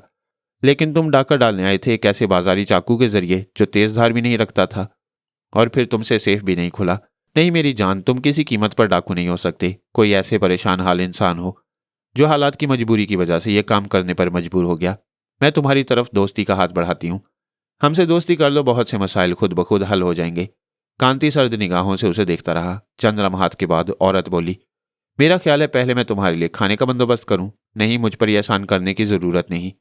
देखो, जिद मत करो, थोड़े अरसे मेरे साथ रहो, मुझे अपने मसाइल के बारे में बताओ। अगर मैं तुम्हारे लिए किसी भी तौर कारआमद साबित हुई तो फिर मुझसे ताउन करना, वरना तुम्हारी मर्जी, जो दिल चाहे करना। कांति सोचने लगा कि उसे क्या करना चाहिए। अगर इसी बेजारी का मुजाहरा करता रहा तो कोई फायदा हासिल नहीं होगा। मुमकिन है औरत वाकई उसे पुलिस के हवाले कर दे और इसमें भी कोई शक नहीं था कि उसने कांति पर मेहरबानी की थी। रवैया बदलना ही मुनासिब था। चुनाचे चंद लम्हात के बाद उसने कहा, मुझे वाकई अफसोस है कि तुम्हें मेरी वजह से तकलीफ पहुंची। Good, very good. ये होता है मुफाहमत और दोस्ती का अंदाज। कोई बात नहीं, हम इन तमाम बातों को भूल जाएंगे, लेकिन हमारी दोस्ती मजबूत बुनियादों पर होनी चाहिए। मैं ये सवाल कर सकता हूँ कि तुमने मुझे पुलिस के हवाले क्यों नहीं किया? पहले मुझे अपना नाम बताओ, औरत ने कहा। मेरा नाम कांति प्रसाद है। Good, very good. मुझे पीके वर्मा कहते हैं। कांति बुरी तरह चौंक पड़ा। वो तो समझा था कि पीके वर्मा साहब कोई शानदार शख्सियत के बिजनेसमैन होंगे। ये खातून पीके वर्मा है। औरत ने उसकी आंखों में हैरानी पड़ ली और मुस्कुराकर बोली, पीके वर्मा से मुराद पद्मा कुमारी वर्मा है। वर्मा मेरे पिताजी का नाम था। ओह, कांति ने गहरी सांस ली। अब मैं तुमसे चंद सवालात करना चाहती हूँ डियर कांति। बिल्कुल सच जवाब दो ताकि हमारी दोस्ती आगे बढ़ सके। कांति ने गर्दन हिला दी थी। क्या ये तुम्हारी जिंदगी का पहला डाका था? हाँ। वजह? वही जो तुमने सोची, यानी बेरोजगारी और परेशान हाली। हाँ। तुम्हें डाका डालने का ख्याल ही कैसे आया? इसलिए कि कोई नौकरी आज तक नहीं मिल सकी। यही काम ज्यादा आसान है। और ये चाकू? ये मैंने बाजार से खरीदा था। तुम्हारा है ना? औरत ने पूछा और कांति उसे देखने लगा। औरत फिर बोली, मेरा मतलब है अभी किसी पर इस्तेमाल तो नहीं किया? नहीं। इस्तेमाल करना जानते हो? औरत ने पूछा और कांति खामोश हो गया। औरत फिर बोली, खैर कोई बात नहीं। दरअसल मिस्टर कांति, हर काम में थोड़ी सी महारत हासिल करना जरूरी होता है। फौरन ही हर काम भी नहीं किया जा सकता। तुम अगर हमारा साथ दो तो हम तुम्हें इस काम में भी माहिर कर सकते हैं। मैं समझा नहीं। कांति चौंक पड़ा। इतनी जल्दी सारी बातें समझने की जरूरत भी नहीं। ये बताओ रहते कहाँ हो? अब तो फुटपाथ पर भी नहीं रहता। कांति ने जवाब दिया। क्या मतलब, पहले फुटपाथ पर रहते थे? हाँ, चंद रातें फुटपाथ पर सोया हूँ। कहीं और से आए हो? हाँ। कहाँ से? बिजनूर से। घर वाले होंगे? हैं। तुम नौकरी की तलाश में यहाँ आए थे? हाँ। खैर फिक्र की बात नहीं है, तुम सही जगह पहुंच गए हो। मैं तुम्हारे लिए बहुत कुछ करूंगी। कांति ने कोई जवाब नहीं दिया। वो तो मसलियत के तहत इस औरत से ताउन करने पर मजबूर हो गया था और दिल ही दिल में उसने फैसला किया था कि जो ही मौका मिला यहां से निकल जाएगा। औरत ने मस्करी सी शक्ल वाले आदमी से कहा, तुम जाओ और कांति के लिए खाने वगैरह का बंदोबस्त करो। अब ये चोर है ना डाकू, बल्कि हमारा एक मुअज़्ज़ज़ मेहमान है। हाँ, बस इतना जरूर होगा डियर कांति कि तुम्हें अभी आज़ादी नहीं दी जा सकती। तुम कच्चे ज़हन के मालिक हो और बाहर जाकर नुकसान भी उठा सकते हो। जाओ, तुम खड़े क्यों हो, खाने का बंदोबस्त करो। औरत ने फिर उसी शख्स से कहा और वह बाहर निकल गया। मुलाजिम किस्म का आदमी पहले ही बाहर रह गया था। अब कमरे में कांति और औरत के सिवा और कोई नहीं था। उसने कहा, तुम बिल्कुल फिक्र मत करना कांति, मैं तुम्हारी सारी मुश्किलात हल कर दूंगी। कांति खामोश बैठा रहा। थोड़ी देर के बाद उसे खाने की दावत दी गई। वाकई शिद्दत से भूख लग रही थी, चुनाचे उसने इसमें तकल्लुफ ना किया। औरत उसे लिए हुए दूसरे कमरे में आ गई। कांति ने मेज पर बेशुमार अशिया के ढेर देखे और सब कुछ भूलकर खाने में मसरूफ हो गया। इंतहाई लजीज खाना था। औरत थोड़े फासले पर एक कुर्सी पर बैठी उसे देख रही थी और मस्करी शक्ल वाला आदमी उस वक्त वहां मौजूद नहीं था। कांति ने अच्छी तरह पेट भरने के बाद पानी पिया और उसे अपने जहन में सन्नाटे से महसूस होने लगे।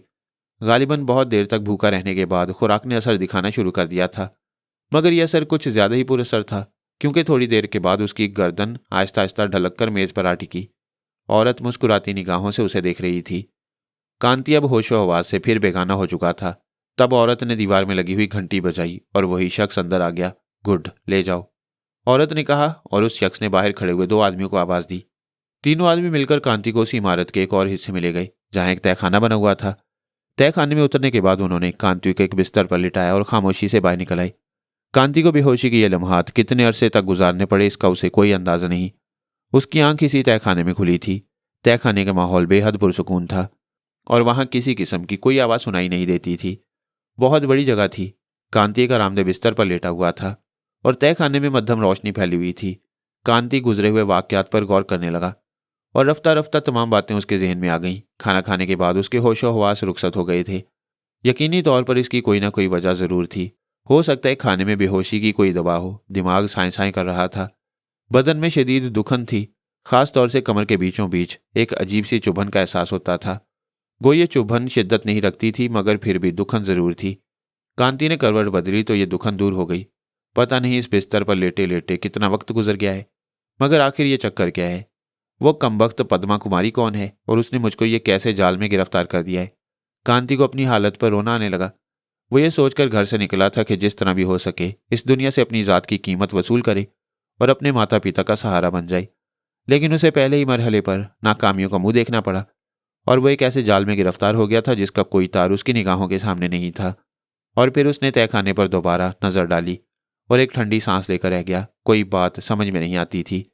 थोड़ी देर तक इसी तरह लेटा रहा, फिर उठकर बिस्तर पर बैठ गया। बदन की सनसनाहट अजीब सी कहानी सुना रही थी। शदीद नकाहत का एहसास हो रहा था। तहखाने के दरवाजे को देखकर उसके दिल में एक ख्वाहिश जागी, काश मैं यहाँ से निकल जाऊं, काश मेरे लिए इस दुनिया में कोई जगह बन जाए। वो अपनी जगह से उठा और तहखाने के दरवाजे के पास पहुंच गया। दरवाज़ा पीट डाला और चंद ही लम्हात के बाद बाहर आहटें सुनाई देने लगीं। दरवाज़ा खुला और एक चौड़ा चकला आदमी उसे सामने नजर आया। उसने दोनों हाथ आगे किए हुए थे और इसके बाद उसके मुंह से आवाज़ निकली, अंदर चलो साहब, अंदर चलो। हमारे साथ कोई सख्ती मत करना, अंदर चलो, जरा आराम से बात कर लो। कांति ने उस शख्स को देखा। एक लम्हे के लिए उसका जी चाहा कि उसे उठाकर पटक दे, गर्दन दबा दे उसकी और यहां से निकल जाए, लेकिन ना जाने वो रुक गया। आने वाले ने जल्दी से अंदर दाखिल होकर दरवाज़ा अंदर से बंद कर लिया था। हमें डर था कि कहीं तुम हम पर हमला न कर बैठो। बड़े नुकसान में रहते तुम भी और हम भी। कौन हो तुम? कांति ने सवाल किया। राजन है हमारा नाम और हम आपके नौकर हैं। मेरे नौकर? कांति तंजिया अंदाज में बोला। जिसकी खिदमत करनी पड़े अपने आप को उसका नौकर तो समझना ही पड़ता है। आप जरा आराम से बैठो, आप बहुत कमज़ोर हो। 22 दिन गुजर चुके हैं, आप तो बिस्तर पर पड़े पड़े होश में आते हो और बेहोश हो जाते हो। हम ही हैं जो आपकी सारी देखभाल करते हैं। कांति का पूरा बदन झुंझुना कर रह गया। ये अल्फाज उसके लिए नाकाबिल यकीन थे। उसने मशकूक निगाहों से आने वाले को घूरते हुए कहा, क्या बकवास कर रहे हो? कितने दिन हो गए मुझे यहाँ? 22 दिन से हम यहाँ तीमारदारी कर रही हैं। तुम मुझे पागल बनाना चाहते हो? नहीं साहब, मेरा ख्याल है हमसे ज़्यादा आपका हमदर्द और कोई ना होगा। जब आप बेचैन होते थे तो हमारी आंखों से आंसू निकलने लगते थे। साहब, हम आपके दुश्मनों में से नहीं है, ना ही हमें आपसे ऐसा कोई काम है जिसकी वजह से हम आपको परेशान करें। हम तो खुद मजबूर आदमी आपके लिए रोते रहे हैं। कांति को उसके अल्फाज बहुत अजीब महसूस हो रहे थे। वो राजन की सूरत देखता रहा, फिर उसने थके थके अंदाज में अपने बिस्तर की जाने बढ़ते हुए कहा, यकीनन मुझे पागल करने का कोई चक्कर चलाया गया है। प्यास लग रही है साहब, कुछ खाने पीने को दें? नहीं, कुछ नहीं चाहिए मुझे। आपका हाल कैसा है? किसी किस्म की तकलीफ तो नहीं महसूस हो रही? मैं कहता हूँ फजूल बकवास मत करो। क्या तुम सच बोल रहे हो? मुझे यहाँ 22 दिन हो चुके हैं। हम झूठ नहीं बोल रहे हैं साहब, आप जैसे चाहो यकीन कर लो। लेकिन मैं 22 दिन तक बेहोश रहा हूँ। आप होश में आए थे साहब, मगर थोड़ी बहुत देर के लिए। डॉक्टर साहब आपको इंजेक्शन लगाकर चले जाते थे और आप फिर बेहोश हो जाते थे। कौन डॉक्टर साहब? हमें उनका नाम तो नहीं मालूम, राजन ने जवाब दिया। कांति देर तक खामोश रहा। वो अपने हवास बहाल करने की कोशिश कर रहा था। थोड़ी देर के बाद उसने कहा, देखो राजन, अगर तुम सच कह रहे हो तो फिर एक काम करो, मुझे यहाँ से निकाल दो। मैं अब यहाँ एक मिनट भी नहीं रहना चाहता। साहब, आप यहाँ से नहीं निकल सकते। अगर आपने भागने की कोशिश की तो वो कुत्ते आपको गोली मार देंगे जो एक एक लम्हा आपकी निगरानी करते हैं। कौन है वो? कांति ने सवाल किया और राजन परेशान निगाहों से उसे देखने लगा। हमसे ना पूछो बाबू साहब, हमारी मौत से तुम्हें क्या मिल जाएगा? सुनो, मैं किसी से कहने तो नहीं जा रहा, तुमसे सवाल कर रहा हूं मैं। तुम्हें मेरे सवाल का जवाब देना चाहिए। अगर वाकई तुम्हें मुझसे हमदर्दी है तो तुम ये बताओ कि मेरा यहाँ कैद रहना दुरुस्त है? इन लोगों ने मुझे न जाने क्या से क्या बना दिया है। राजन चंद लम्हात खामोश रहा, फिर बोला, वो पद्मा कुमारी के आदमी है। पद्मा कुमारी? हाँ बाबूजी, वही खूंखार औरत जिसने आपको कैद कर रखा है। मगर वो मुझसे क्या चाहती है? ये बात नौकरों को मालूम हो सकती है। राजन ने कहा, वो है कहाँ? ऊपर मौजूद है। मगर तुम 22 दिन, ओ भगवान, 22 दिन, मेरे 22 दिन यहाँ गुजर चुके हैं। आप तो इससे पहले से यहाँ मौजूद थे साहब। 22 दिन तो आपको इस तहखाने में गुजरे हैं। मगर कांति का दिमाग घूमने लगा। उसे अपना सर चकराता हुआ महसूस हो रहा था। राजन ने कहा, आप आराम करो, हम आपको दवाई दिए देते हैं। लानत है दवा पर, मुझे कोई दवा नहीं चाहिए, मैं यहाँ से निकलना चाहता हूँ। आप चाहो तो एक काम करो, हमारी गर्दन दबाकर हमें बेहोश कर दो और फिर यहाँ से निकल जाने की कोशिश करो, हमें कोई एतराज़ नहीं होगा। मगर आप निकल नहीं सकोगे बाबू साहब, यहाँ से जाने का रास्ता बिल्कुल बंद कर दिया गया है। वो लोग आपको फौरन गोली मार देंगे। मगर मैंने उनका क्या बिगाड़ा है? मैं तो यहाँ। आप ऐसा करो, 2-4 दिन आराम से गुजार लो, जरा बदन में जान आ जाए तो उसके बाद कुछ ना कुछ कर दिया जाएगा। हमें खुद आपको देखकर अफसोस होता है। हमारी जिम्मेदारी डाल दी गई है कि हम आपको दवाई वगैरह दें। डॉक्टर साहब ने भी 2 दिन से इंजेक्शन नहीं दिया।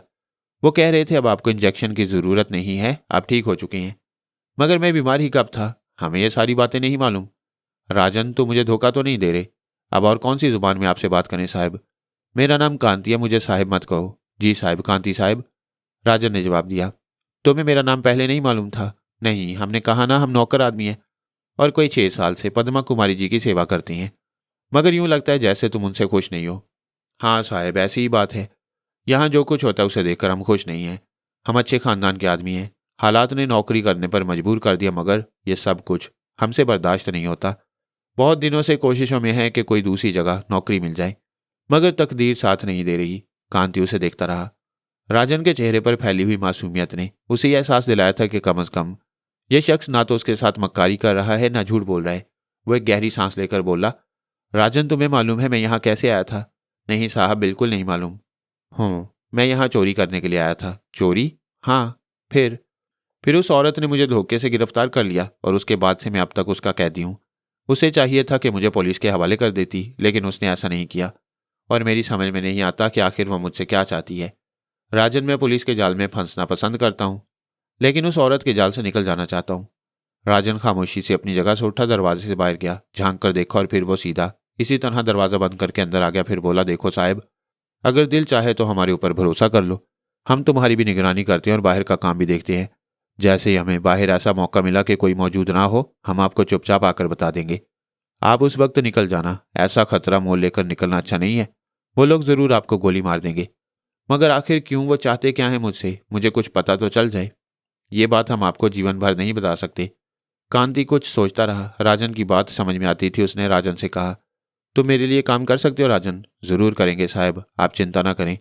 बस हम तरकीब बता देंगे आपको, आप ऐसा ही करें जैसा हम कह रहे हैं। मगर क्या मुझे फिर बेहोश कर दिया जाएगा? डॉक्टर साहब ने कहा था कि अब इंजेक्शन नहीं लगेंगे और आप खुद ब खुद होश में आ जाएंगे। होश में आने के बाद भी उन्होंने हमें कुछ दवाइयां दी थी, वो सामने रखी हुई हैं। इसका मतलब है कि अब वो मुझे बेहोश नहीं रखेंगे? नहीं। अच्छा ठीक है राजन, मैं तुम पर भरोसा कर रहा हूं। तुमने मेरे भरोसे को भी तोड़ दिया तो कोई बात नहीं है। दुनिया जब किसी के खिलाफ होती है तो कोई भी उसका दोस्त नहीं रहता। हम आपके दोस्त रहेंगे साहब, आप चिंता ना करें, राजन ने कहा। कांति ने उसे देखा। लंबे चौड़े कद्दो कामत का एक आदमी था। शक्ल सूरत से ही जाहिल नजर आता था। बाहर तो और अगर ये शख्स उसकी मदद पर आमादा हो गया है तो उसकी कदर करनी ही चाहिए। चुनाचे कांति खामोश हो गया। फिर उसने कहा, राजन, मुझे भूख लग रही है, अभी खाना लाते हैं आपके लिए। ये तो कोई बात ही नहीं है, राजन ने कहा और फिर दरवाजे की तरफ बढ़ गया। दरवाजे से बाहर निकलकर उसने दरवाजा बंद कर दिया था। कांति पागलों की तरह दरवाजे को घूरता रहा। ये वाकयात उसका ज़हनी तवाज़ुन छीनने ले रहे थे, लेकिन अपने आप को संभाले रखना जरूरी था। काफी वक्त गुजर गया। इसके बाद दरवाजे पर फिर आहटें हुई। राजन खाना ले आया था। बहुत उम्दा किस्म का खाना था। उसने ये खाना कांति के सामने रख दिया। कांति ने पूछा, क्या उन लोगों को मालूम है कि मैंने तुमसे खाना मांगा है? ये सारी बातें उन्हें बताने की जरूरत नहीं है साहब। हमें हदायत दी गई है कि हम आपके साथ ताउन करें। आप बाहर निकलें तो फिर उनका काम शुरू हो जाता है। बाकी कोई कुछ नहीं पूछता हमसे, राजन ने कहा। कांति खाने में मसरूफ हो गया। खाना खाने के बाद उसे अपने जिस्म में फिर एक थकन का सा एहसास हुआ और उसने राजन को घूरते हुए कहा, क्या इस खाने में भी बेहोशी की दवा है? बिल्कुल नहीं साहब, हम आपके सामने मौजूद हैं। जान से मार देना हमें अगर ऐसी कोई बात हो। खाना हम लाए हैं। कांति ने कोई जवाब नहीं दिया। वह बिस्तर पर लेट गया, लेकिन उस पर बेहोशी तारी नहीं हुई। राजन उसके सामने ही बैठा हुआ था। थोड़ी देर के बाद उसने कहा, अब हम जाएं? राजन, तुम अगर मेरा यह काम कर दोगे तो मैं सिर्फ तुम्हारा एहसान ही मानूंगा, और कुछ तो मैं कर नहीं सकता। ठीक है साहब, आप बिल्कुल इत्मीनान रखें। हम आपको किसी भी तरह तन्हा नहीं छोड़ेंगे, ये एक मर्द का वादा है। राजन बाहर चला गया और कांति इन तमाम वाकयात के बारे में सोचता रहा। फिर उसने आंखें बंद कर ली। दूसरे दिन तकरीबन 10:30-11 बजे का वक्त था कि राजन दरवाजा खोलकर अंदर आया। उसके चेहरे पर तजस्सुस के आसार फैले हुए थे। उठो कांति साहब, उठो, जल्दी से तैयार हो जाओ। इस वक्त मौका अच्छा है, कोई भी बाहर मौजूद नहीं। कांति उछलकर खड़ा हो गया। वह हैरत भरी नजरों से राजन का चेहरा देख रहा था। भगवान का शुक्र है कि हमने जो कहा था उसे पूरा कर दिखाने का वक्त आ गया है। पद्मा कुमारी जी कहीं गई हुई हैं और उनके सारे आदमी उनके साथ है। इस वक्त बिल्कुल सन्नाटा फैला हुआ है। निकल जाओ, जल्दी से निकल जाओ। कांति राजन के साथ बाहर निकल आया और दरवाजे के पास पहुंचकर उसने राजन से कहा, दोस्त, तुमने मेरे साथ जो कुछ किया उसका एहसान मैं जिंदगी भर नहीं भूलूंगा। जाओ कांति साहब, जल्दी से निकल जाओ। भगवान ना करे वो वापस आ जाएं। जल्दी निकल जाओ। तुम्हें कोई नुकसान तो नहीं पहुंचेगा। जो होगा देखा जाएगा। कोई नेकी का काम तो करें, जीवन में जो होगा देखा जाएगा। तुम जाओ, देर ना करो। कांति फुर्ती से बाहर की जानिब चल पड़ा और थोड़ी देर के बाद वो इस मनहूस इमारत से बाहर निकल आया था जिसमें इतने अरसे पहले दाखिल हो गया था और मुसीबतों का शिकार हो गया। उसने तेजी से सफर तय करना शुरू कर दिया और ऐसे रास्ते इख्तियार किए कि आम सड़क से आने वाला उसे ना देख सके। छुपता छुपाता बिल आखिर वो शहर में निकल आया और उसने बाजार में पहुंचने के बाद सुकून की एक गहरी सांस ली। जो कुछ हुआ था वो बहुत ही दर्दनाक था। कुछ भी काम नहीं हो सका था और इतनी मुसीबतों में गिरफ्तार होना पड़ा। लेकिन वो कमबख्त पद्मा कुमारी आखिर उसे क्या चाहती थी? बाहर तो और ये बात की बातें थी, अब वही अजनबी दुनिया उसके सामने थी जिसे उसका कोई वास्ता नहीं था। वो हरासा और परेशान सा पैदल सफर तय करता रहा। बाजार में रौनक बढ़ती जा रही थी। दोपहर हो गई। धूप ज्यादा तेज नहीं थी, आसमान पर बादल छाए हुए थे। वो बाजार में चलता रहा। थोड़ी दूर ही गया था कि एक आदमी उससे टकराया और मुआफी मांगकर वहां से आगे बढ़ गया। कांति खामोशी से आगे बढ़ता रहा, लेकिन थोड़ी देर के बाद उसे वही आदमी चीखता चिल्लाता अपनी तरफ दौड़ता हुआ नजर आया। काट ली, मेरी जेब काट ली। उसके शोर मचाने पर बहुत से लोग उसकी जानिब मुतवज्जा हो गए। उसने आते ही कांति को पकड़ लिया और कांति का मुंह हैरत से खुल गया। कुत्ते, जेब काटी है तूने मेरी? सूरज से तो शरीफ आदमी मालूम होता है, जेब कुतरे कहीं के। उसने कांति के मुंह पर थप्पड़ मारा तो कांति ने उसकी कलाई पकड़ ली। कांति की आंखों में खून उतर आया था, लेकिन फिर बहुत से आदमियों ने कांति के गिर्द घेरा डाल दिया। तू जेब कुतरा है? एक शख्स ने सवाल किया। पागल हो गया, इसका दिमाग खराब है। मैं तुम्हें सूरज से जेब कुतरा नजर आता हूँ? तूने ही मुझे धक्का मारा था और मैं गिरते गिरते बचा था, और इसके बाद मेरा बटुआ पार हो गया। भाइयों, पूरे 850 रुपए थे उस बटुए में। तलाशी लो इसकी, मैं तो गरीब आदमी हूं, मर जाऊंगा। तुम्हें तलाशी देना होगी, एक शख्स ने घुराते हुए कहा। दिमाग खराब है तुम्हारा, आंखें बाहर निकाल दूंगा, कांति ने घुराए हुए लहजे में कहा। पकड़ लो इसे, तलाशी लो। कई आदमियों ने मिलकर कांति को पकड़ लिया और उसके लिबास की तलाशी लेने लगे। सुर्ख रंग का एक घटिया सा पर्स कांति की जेब से बरामद हुआ और कांति की आंखें शिद्दत हैरत से फैल गईं। उसे खोलकर देखा गया तो उसमें पूरे 850 रुपए थे। शोर शराबा सुनकर चंद पुलिस वाले भी करीब आ गए। लोगों ने उन्हें बताया कि किस तरह इस जेब तराश ने उस बेचारे मासूम शख्स का बटुआ उड़ाया और इसके बाद दूसरों से लड़ने मरने पर आमादा हो गया। पुलिस वालों ने कांति को गिरफ्तार कर लिया था। कांति लाख वावेला करता रह गया कि उसे इस बटुए के बारे में कुछ नहीं मालूम, लेकिन बटुआ उसकी जेब से बरामद हुआ था। उसे थाने ले जाया गया और थोड़ी देर के बाद उसे लॉकअप में बंद कर दिया गया। थानेदार साहब थोड़ी देर के बाद आए और वो कांति से मुख्तलिफ सवालात करने लगे। क्या नाम है तेरा? कांति ने दिल ही दिल में सोचा कि अब जब वो इस नई मुसीबत का शिकार हो गया है तो अपने माँ बाप को बदनाम करने से क्या फायदा। चुनाचे उसके मुंह से निकल गया ज्वाला प्रसाद। पिता का नाम? मुखिया प्रसाद। कांति ने जवाब दिया। कहाँ का रहने वाला है? बस यहीं इसी शहर में रहता हूँ। घर कहाँ है तेरा? कोई घर नहीं है, फुटपाथों पर पला बड़ा हूँ और यहीं जवान हुआ हूँ, कांति ने गमजदा लहजे में कहा। जेब तराशी कब से कर रहा है? पता नहीं साहब, बस मेरी जेब से बटुआ निकला है, आप मुझे सजा दे दो, इससे ज्यादा और मैं क्या कहूँ। बहुत ज्यादा समझदार बन रहे, मार मार कर खाल उड़ा दूंगा। ये भी आपकी मर्जी है साहब, खाल उड़ा दीजिए, चाहे टुकड़े करके फेंक दीजिए, और क्या कहूँ आपसे। साला काफी पक्का मालूम होता है। खैर कोई बात नहीं, देख लेंगे तुम्हें भी। कांति को एक असल कैद खाना मिल गया। लॉकअप में उसे कई दिन गुजारने पड़े। इसके बाद जेल में पेश किया गया और 2-3 पेशियों के बाद उसे 2 माह की कैद की सजा सुना दी गई।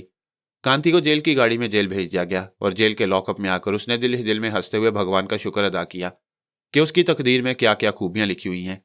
जेल की जिंदगी बहुत हौलनाक थी। बड़े बड़े आदि मुजरिमों को देखकर कांति के औसान खता हो गए। ताहम उसे खतरनाक कैदियों के साथ नहीं रखा गया। जेल की कोठरी में वो ना जाने क्या क्या सोचता रहा। बहुत से कैदियों ने उसे राहो रस्म बढ़ाने की कोशिश की, लेकिन कांति मोहतात रहा। हाँ, तकरीबन 15 दिन के बाद अचानक उसे एक दिन राजन नजर आया और वह चौंक पड़ा। वो तेजी से राजन के पास पहुंच गया। अरे राजन तुम? उसने हैरत भरे अंदाज में कहा। राजन भी उसे देखकर उछल पड़ा। कांति, ये तुम ही हो? हाँ राजन, ये मैं ही हूं। मगर तुम मुझे यहां देखकर हैरान हुए हो? हैरानी की बात ही है, तो क्या मुझे हैरत न हुई होगी? ओ भैया जी, तकदीर में यही लिखा था, राजन ने ठंडी सांस लेकर कहा। मगर हुआ क्या? मालकन नाराज हो गई थी। पीके वर्मा? हाँ। क्यों नाराज हो गई थी? उन्हें शुबा हो गया था। किस सिलसिले में? यही कि हमने जानबूझकर तुम्हें भगाया है। ओह, कांति अफसोस से बोला। फिर क्या हुआ? पहले तो उल्टा लटकाकर पिटाई की गई। जब मारपीट से जी भर गया तो चोरी का इल्जाम लगाकर सजा कर दी गई। कांति दंग रह गया। उसने दुख भरे लहजे में कहा, यह सब मेरी वजह से हुआ राजन। अब तो हो ही गया, हमें अफसोस नहीं है। मगर तुम्हें यहां देखकर अफसोस हुआ है। तुम यहां कैसे आ गए? जेब काटने के इल्जाम में। अरे वो कैसे? राजन ने पूछा और कांति ने उसे पूरी कहानी सुना दी। इसका मतलब है बटुआ किसी ने तुम्हारी जेब में डाला? जाहिर है मुझे यह फन नहीं आता, मगर किसने? भगवान जाने, मैं तो इसे अपनी काली तकदीर का कारनामा समझता हूं, कांति अफसुर्दगी से बोला। राजन ने एक ठंडी सांस ली और आहिस्ता से बोला, हाँ भैया, ये सब तकदीर ही के फेर होते हैं, भला तकदीर से कौन लड़ सकता है। मगर कांति, तुम्हारे बारे में मुझे कुछ पता नहीं है। किस चक्कर में हो भैया? कैसे उस पापी औरत के हाथ लग गए थे? कांति पर राजन का एहसान था और बिलाशुबा उसे इस बात का भी दुख हुआ था कि राजन सिर्फ इंसानियत के नाम पर मारा गया। उसने आहिस्ता से कहा, क्या बताऊं राजन, बस इसे भी तकदीर ही का कारनामा समझो। माँ बाप अच्छे खाते पीते लोग थे, फिर इसके बाद कुछ ऐसी झाड़ू फिरी कि सब कुछ खत्म हो गया। बड़ा भाई नौकरी की तलाश में निकला, मगर ना जाने कहाँ गुम हो गया।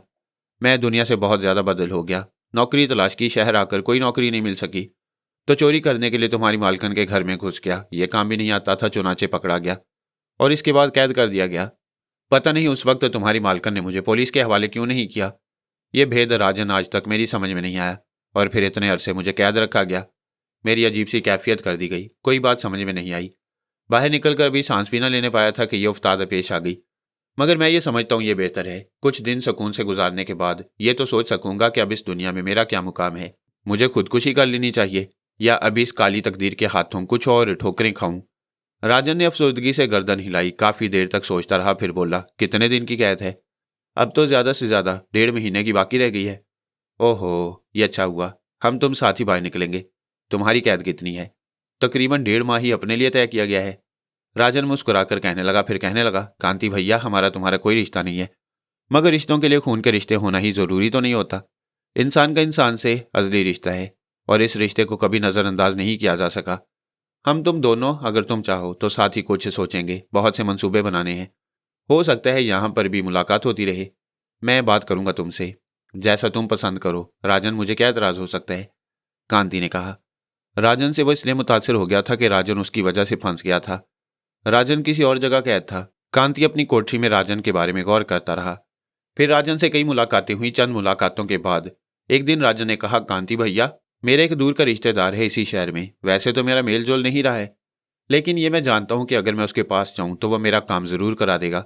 क्यों ना हम दोनों एक काम करें? क्या यहाँ जेल से निकलने के बाद हमारे सामने कोई मुस्तकबिल तो होगा नहीं?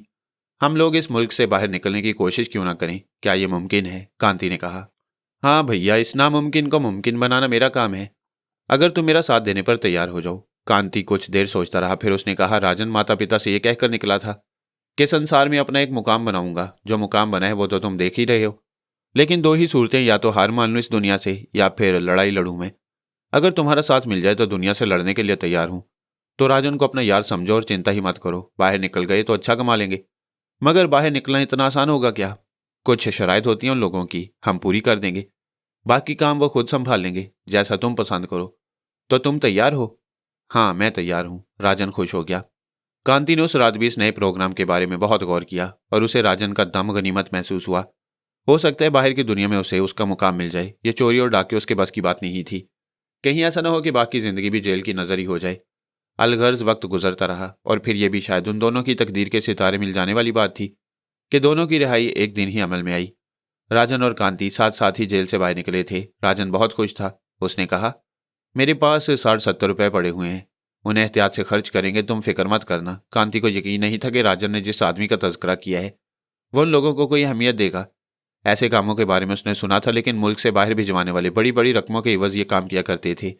राजन ने दोपहर गुजारी और इसके बाद शाम को तकरीबन 5 बजे वो दोनों बस में बैठकर चल पड़े।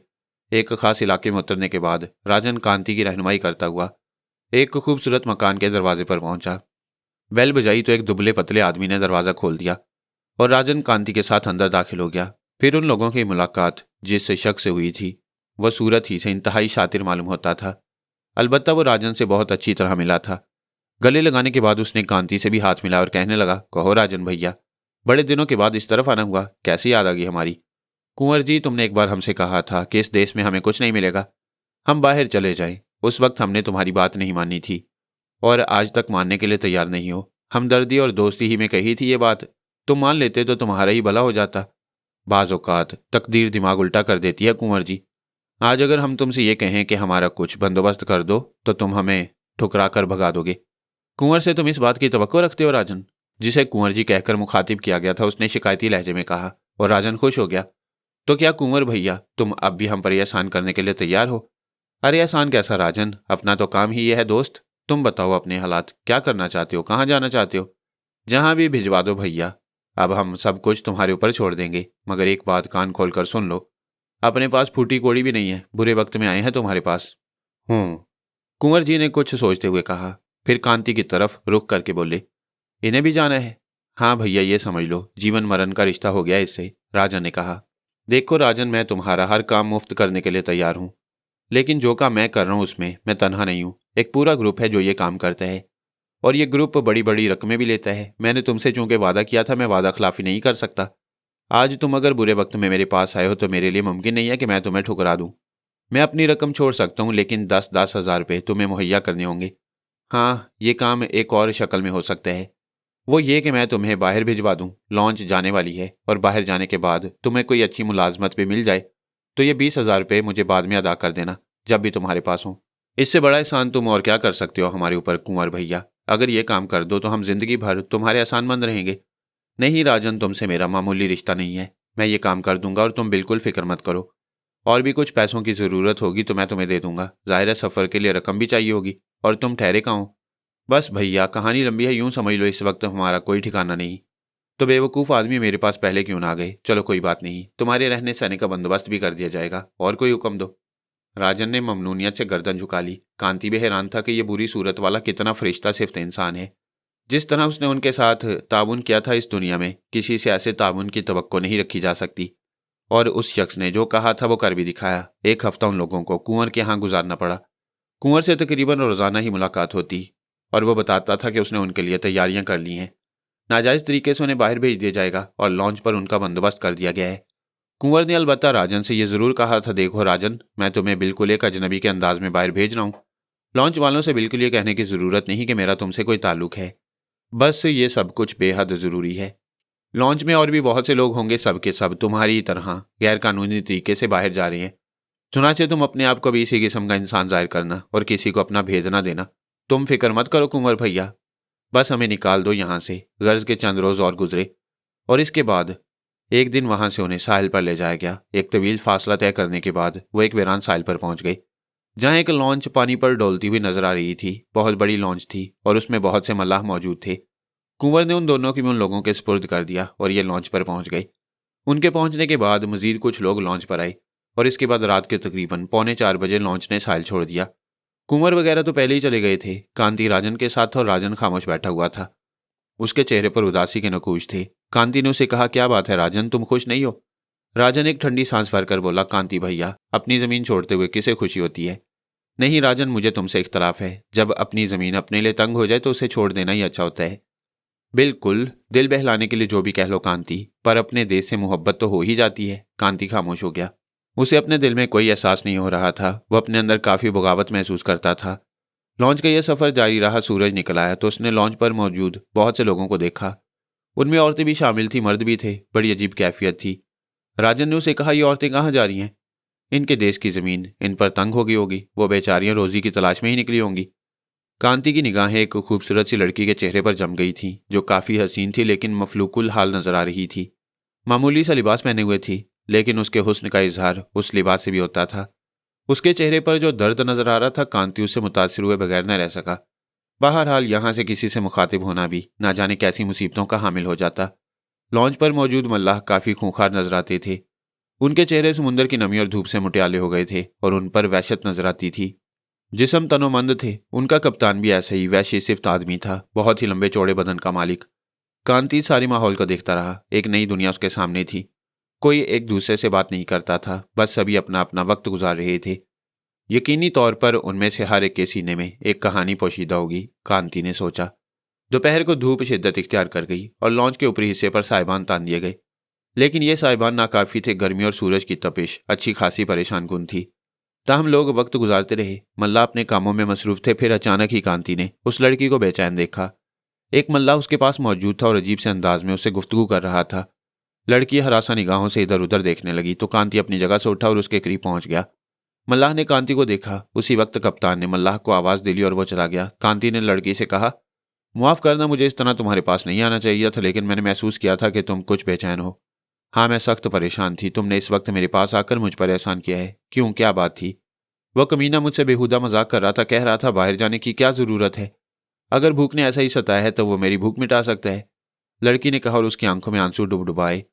कांति उसे बहुत मुतासिर हुआ। उसने कहा, मगर तुम जा कहाँ रही हो? लड़की ने एक निगाह कांति की तरफ देखा, फिर बोली, यहाँ ये मिसाल कितनी सच्ची नजर आती है कि हम सब एक ही कश्ती के सवार हैं। मेरे बारे में जानना है तो अपने बारे में सोच लो। बड़ा मुदल्लल जवाब था। कांति खामोश हो गया। फिर उसने ठंडी सांस लेकर कहा, जी चाहता है तुम्हारी कहानी सुनूं। अफसोस मैं अपने आप को कहानियां सुनाने के नाकाबिल पाती हूँ। नाम भी नहीं बताओगी अपना? रूपा है मेरा नाम, लड़की ने जवाब दिया। मेरा नाम कांति है। अगर वो मल्लाह तुम्हें दोबारा परेशान करे तो मुझे आवाज़ दे लेना या उठकर मेरे पास आ जाना। लड़की ने एहसान भरी नज़रों से कांति को देखा, फिर बोली, तुम्हारा ये आर्जी सहारा मेरे लिए बहुत कीमती है। तुम्हारा बहुत बहुत शुक्रिया। मकसद ये था कि कांति को अब उसके पास से उठ जाना चाहिए। चुनाचे वो उठकर राजन के पास आ बैठा। राजन ने उससे कोई सवाल नहीं किया। फिर उन्हें खाना दिया गया और रूपा ने यह गानगत का सबूत देते हुए कांति के पास पनाह ली। उसने कांति के साथ ही खाना खाया। फिर वो कांति से बहुत देर तक बातें करती रही। पता नहीं उसके दिल का खौफ था या उसके जहन में कोई और बात थी। कांति ने खुद भी उससे बड़ी अपनाइयत महसूस की। राजन न जाने क्यों लॉन्च पर आकर कुछ बेताल्लुक सा हो गया था। या तो बहुत ज्यादा दुख का शिकार था जिसकी वजह से उसकी ये कैफियत हो गई थी, या फिर वो किसी सोच में डूबा हुआ था। रात को भी रूपा ने कांति के साथ ही खाना खाया। फिर कहने लगी, अगर मैं तुम्हारे पास ही लेट जाऊं तो कोई हर्ज तो नहीं है? नहीं रूपा, इसमें हर्ज की क्या बात है? माफ करना, मुझे उस मल्लाह से खौफ आता है। वो दिन भर मुझे अजीब अजीब सी नजरों से घूरता रहा है। देखो, मैं तुमसे एक बात कहूं कांति, मैं किसी बुरे घर की लड़की नहीं हूं। बस यूं समझ लो हालात ने मुझे इतना बेसहारा और मजबूर कर दिया कि मैं रिज्क की तलाश में निकल पड़ी। मगर मैं अपनी इज्जत नहीं गंवाना चाहती। तुम फिक्र मत करो, इस लॉन्च पर मैं तुम्हारी हिफाजत करूंगा। कांति ने मर्दाना लहजे में कहा, मैं तुम्हारा यह एहसान जीवन भर नहीं भूल सकूंगी। यूं समझ लो कि तुम मेरी जिंदगी को सहारा दोगे। कांति ने गर्दन हिला दी। वक्त गुजरता रहा। लॉन्च के मल्लाह अब खुल खेले थे और सब मुसाफिरों के साथ उनका सलूक बहुत बुरा था। उसी रात एक बार फिर कांति ने रूपा की चीख सुनी। शायद इस वक्त भी रूपा ही उनकी दस्त दराजी का मरकज थी। कांति एक लम्हे के लिए सोचता रह गया कि उसे क्या करना चाहिए, लेकिन दूसरे लम्हे उसके अंदर एक लहर सी उभरी और उसका दिमाग तारीख हो गया। वो रूपा की मदद करने पर आमादा हो गया था। चुनाचे वो दबे पांव आगे बढ़ा और अकब से उस मल्लाह पर कूद पड़ा जो रूपा को जेर करने में मसरूफ था। मल्लाह उसके ताकतवर जिस्म की ताब न ला सका और बुरी तरह बौखला गया। उसने चीखने की कोशिश की तो कांति ने उसकी गर्दन दबा दी और उसकी आवाज उसके मुंह में ही रुक गई। कांति पूरी कुव्वत से उसकी गर्दन दबोचे हुआ था और मल्लाह हाथ पांव पटक रहा था। रूपा दहशतजदा होकर खड़ी हो गई थी। उसका लिबास बुरी तरह से बेतरतीब हो चुका था और मल्लाह अपनी दस्त दराजियों में कामयाबी के करीब ही था, लेकिन कांति की गिरफ्त में वो बेबस हो गया। चंद ही लम्हात के बाद उसके हाथ पांव ढीले पड़ गए। तब कांति ने उसे छोड़ दिया। मल्लाह बेहोश था और चूंकि उसकी आवाज उबर नहीं पाई थी, इसलिए किसी और का सूरत हाल का अंदाजा न हो सका। वैसे भी सब खामोश थे और शायद गहरी नींद में गर्क मल्लाह को छोड़ने के बाद कांति रूपा की तरफ बढ़ा तो रूपा दौड़कर उसे लिपट गई। वो बुरी तरह से सक रही थी। कांति ने आस्था से कहा, आओ अपनी जगह आ जाओ। रूपा के लरजते कदम उठ नहीं पा रहे थे, मगर कांति उसे लिए बमुश्किल तमाम उस जगह पहुंच गया जहां आराम किया जा रहा था। उसने रूपा को तसल्ली देते हुए लेट जाने के लिए कहा और रूपा लेट गई। कांति खुद भी उसे 2 फुट के फासले पर दराज हो गया। उसने रूपा से कहा, तुम्हें हौसले से काम लेना होगा रूपा, यह सब कैसे हुआ? रूपा ने रोते हुए उसे बताया कि मल्लाह ने उसको अपनी जगह से उठाया और फिर वहां ले गया। इस दौरान उसने रूपा का मुंह भींच लिया ताकि वो चीख ना सके। कांति परेशानी से गर्दन हिलाने लगा। फिर उसने कहा, खैर कोई बात नहीं, एक बात का इत्मीनान रखो, जब तक मैं इस लॉन्च पर मौजूद हूं तुम्हारी इज्जत को खतरे में नहीं पड़ने दूंगा। दूसरी सुबह मामला ही कुछ और हो गया। मल्लाह की लाश उस जगह से दस्तयाब हुई थी। गालिबन कांति अपनी जुनूनी कैफियत का अंदाजा नहीं लगा पाया था और उसकी गिरफ्त ने मल्लाह से अपनी जिंदगी छीन ली। थोड़ा सा हंगामा हुआ, हैरतों का इजहार किया गया और फिर मल्लाह की लाश को उठाकर पानी में फेंक दिया गया। कांति के साथ साथ ही रूपा ने भी सुकून की सांस ली थी। दोनों मायनेखेज निगाहों से एक दूसरे को देखते रह गए, लेकिन कांति को अपने हाथों होने वाले इस खून पर बड़ी हैरत और बड़ा खौफ था जिसका वो कई दिन तक इजहार करता रहा। रूपा अलबत्ता खुश थी कि मल्लाह से उसकी जान छूट गई। सफर करने वाले आपस में चहमगोइयां करते रहते थे। राजन भी उनके साथ उठता बैठता था। राजन ने बताया कि अब सफर का सिर्फ 1.5 दिन बाकी रह गया है और इसके बाद वो अपनी मंजिल पर पहुंच जाएंगे। लेकिन राजन के अल्फाज निकले हुए ज्यादा देर भी न गुजरी थी कि लॉन्च का इंजन बंद हो गया और लॉन्च के मल्लाह इधर उधर दौड़ने भागने लगे। बहुत देर के बाद मालूम हुआ कि लॉन्च का इंजन खराब हो गया है। खुले समुद्र में हल्के लंगर डाल दिए गए जो नाकाफी थे। लॉन्च के इंजन की मुरम्मत की जाने लगी। तकरीबन पूरा दिन इस कोशिश में सरफ हो गया। धूप और गर्मी के मारे उन लोगों का बुरा हाल था। समुद्र भी हवसज़दा था और हवाएं तक नहीं चल रही थी। फिर रात भर ये कोशिशें जारी रहीं और दूसरी सुबह मल्लाहों ने मुसाफिरों को बताया कि लॉन्च का इंजन बुरी तरह बिगड़ चुका है और अब पतवार की मदद से इसे किसी करीबी जजीरे पर ले जाना होगा। चुनाचे इस सिलसिले में काम शुरू हो गया और लॉन्च चूंटी की रफ्तार से रींगने लगी। बादबान भी खोल दिए गए, लेकिन हवा साथ नहीं दे पा रही थी। चुनाचे पतवारों से ही काम चलाया जा रहा था। पूरा दिन कश्ती खेते हुए गुजर गया।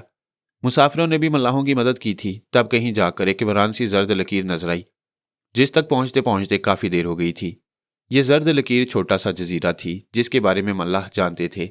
उन्होंने मुसाफिरों को बताया कि यह गैर आबाद, वीरान और रेतला जजीरा है और यहाँ जिंदगी नहीं, ना ही सब्जा और दरख्त मौजूद हैं। बस चट्टाने हैं जो समुद्र के किनारे किनारे हैं। कश्ती को यहाँ रोका जाएगा और लॉन्च का इंजन दुरुस्त करने की कोशिश की जाएगी। मुसाफिर मजबूर थे, क्या कर सकते थे। वैसे भी यह सफ़र गैर कानूनी था, कोई एहतजाज भी मुमकिन नहीं था।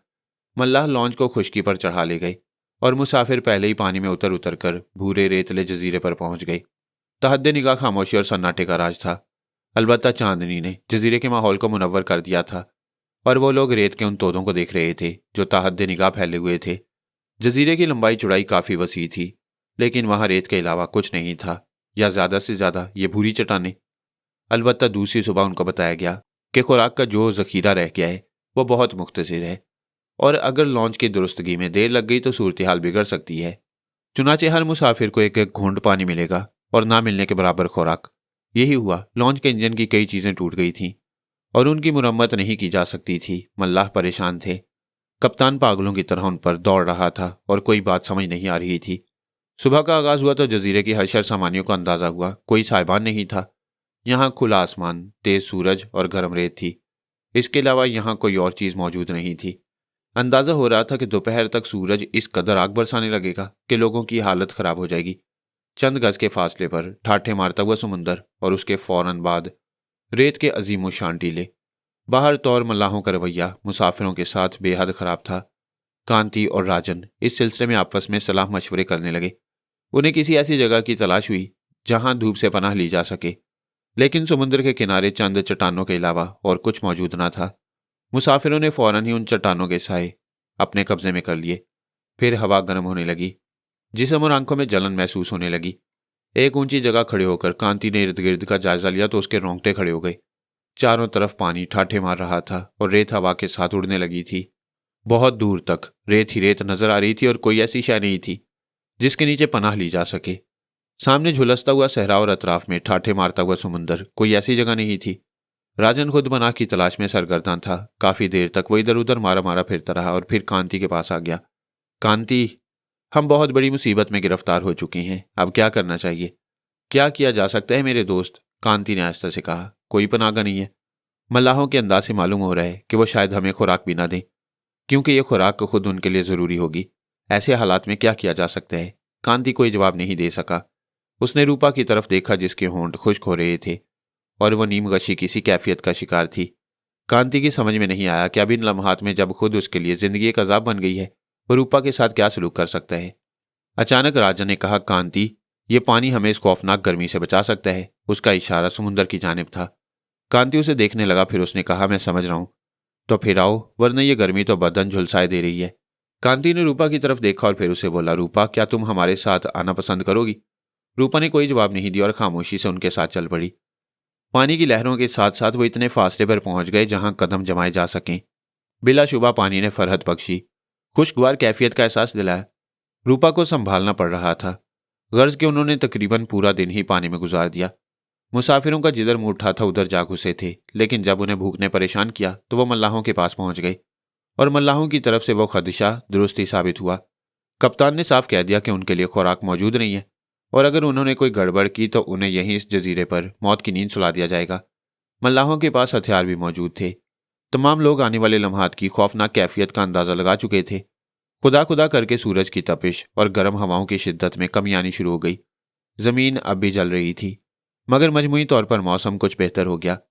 वो लोग पूरा दिन पानी में गुजार चुके थे, लेकिन अब भूख के मारे जिंदगी अजाब महसूस हो रही थी और किसी की यह हिम्मत नहीं थी कि मल्लाहों से मुकाबला किया जा सके।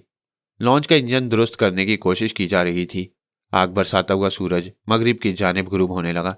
जमीन की हरारत भी मांद पड़ने लगी। भूख और थकन के मारे उनके जिस्म निढाल हो गए। उन्होंने एक जगह अपने लिए मुंतखब की और टीलों की छांव में बैठ गए। हालत खराब से खराबतर होती जा रही थी। उन पर नीम गशी की सी कैफियत तारी हो गई। ये नींद नहीं थी बल्कि भूख और दिन भर की थकन का नतीजा था। रात आहिस्ता आहिस्ता गहरी होने लगी और फिर उस वक्त रात का तकरीबन 1 बजा था जब अचानक ही चीखों पुकार की आवाज़ें सुनाई दी और अच्छा खासा हंगामा बर्पा हो गया। रूपा ने झिंझोड़ झिंझोड़ कर राजन और कांति को जगाया था और लरजती आवाज में बोली, ये हे भगवान, ये ना जाने क्या हो रहा है। चीखों पुकार की आवाजें और ऐसी दिल खराश चीखें सुनाई दी कि खुद कांति और राजन के बदन भी कांप कर रह गए।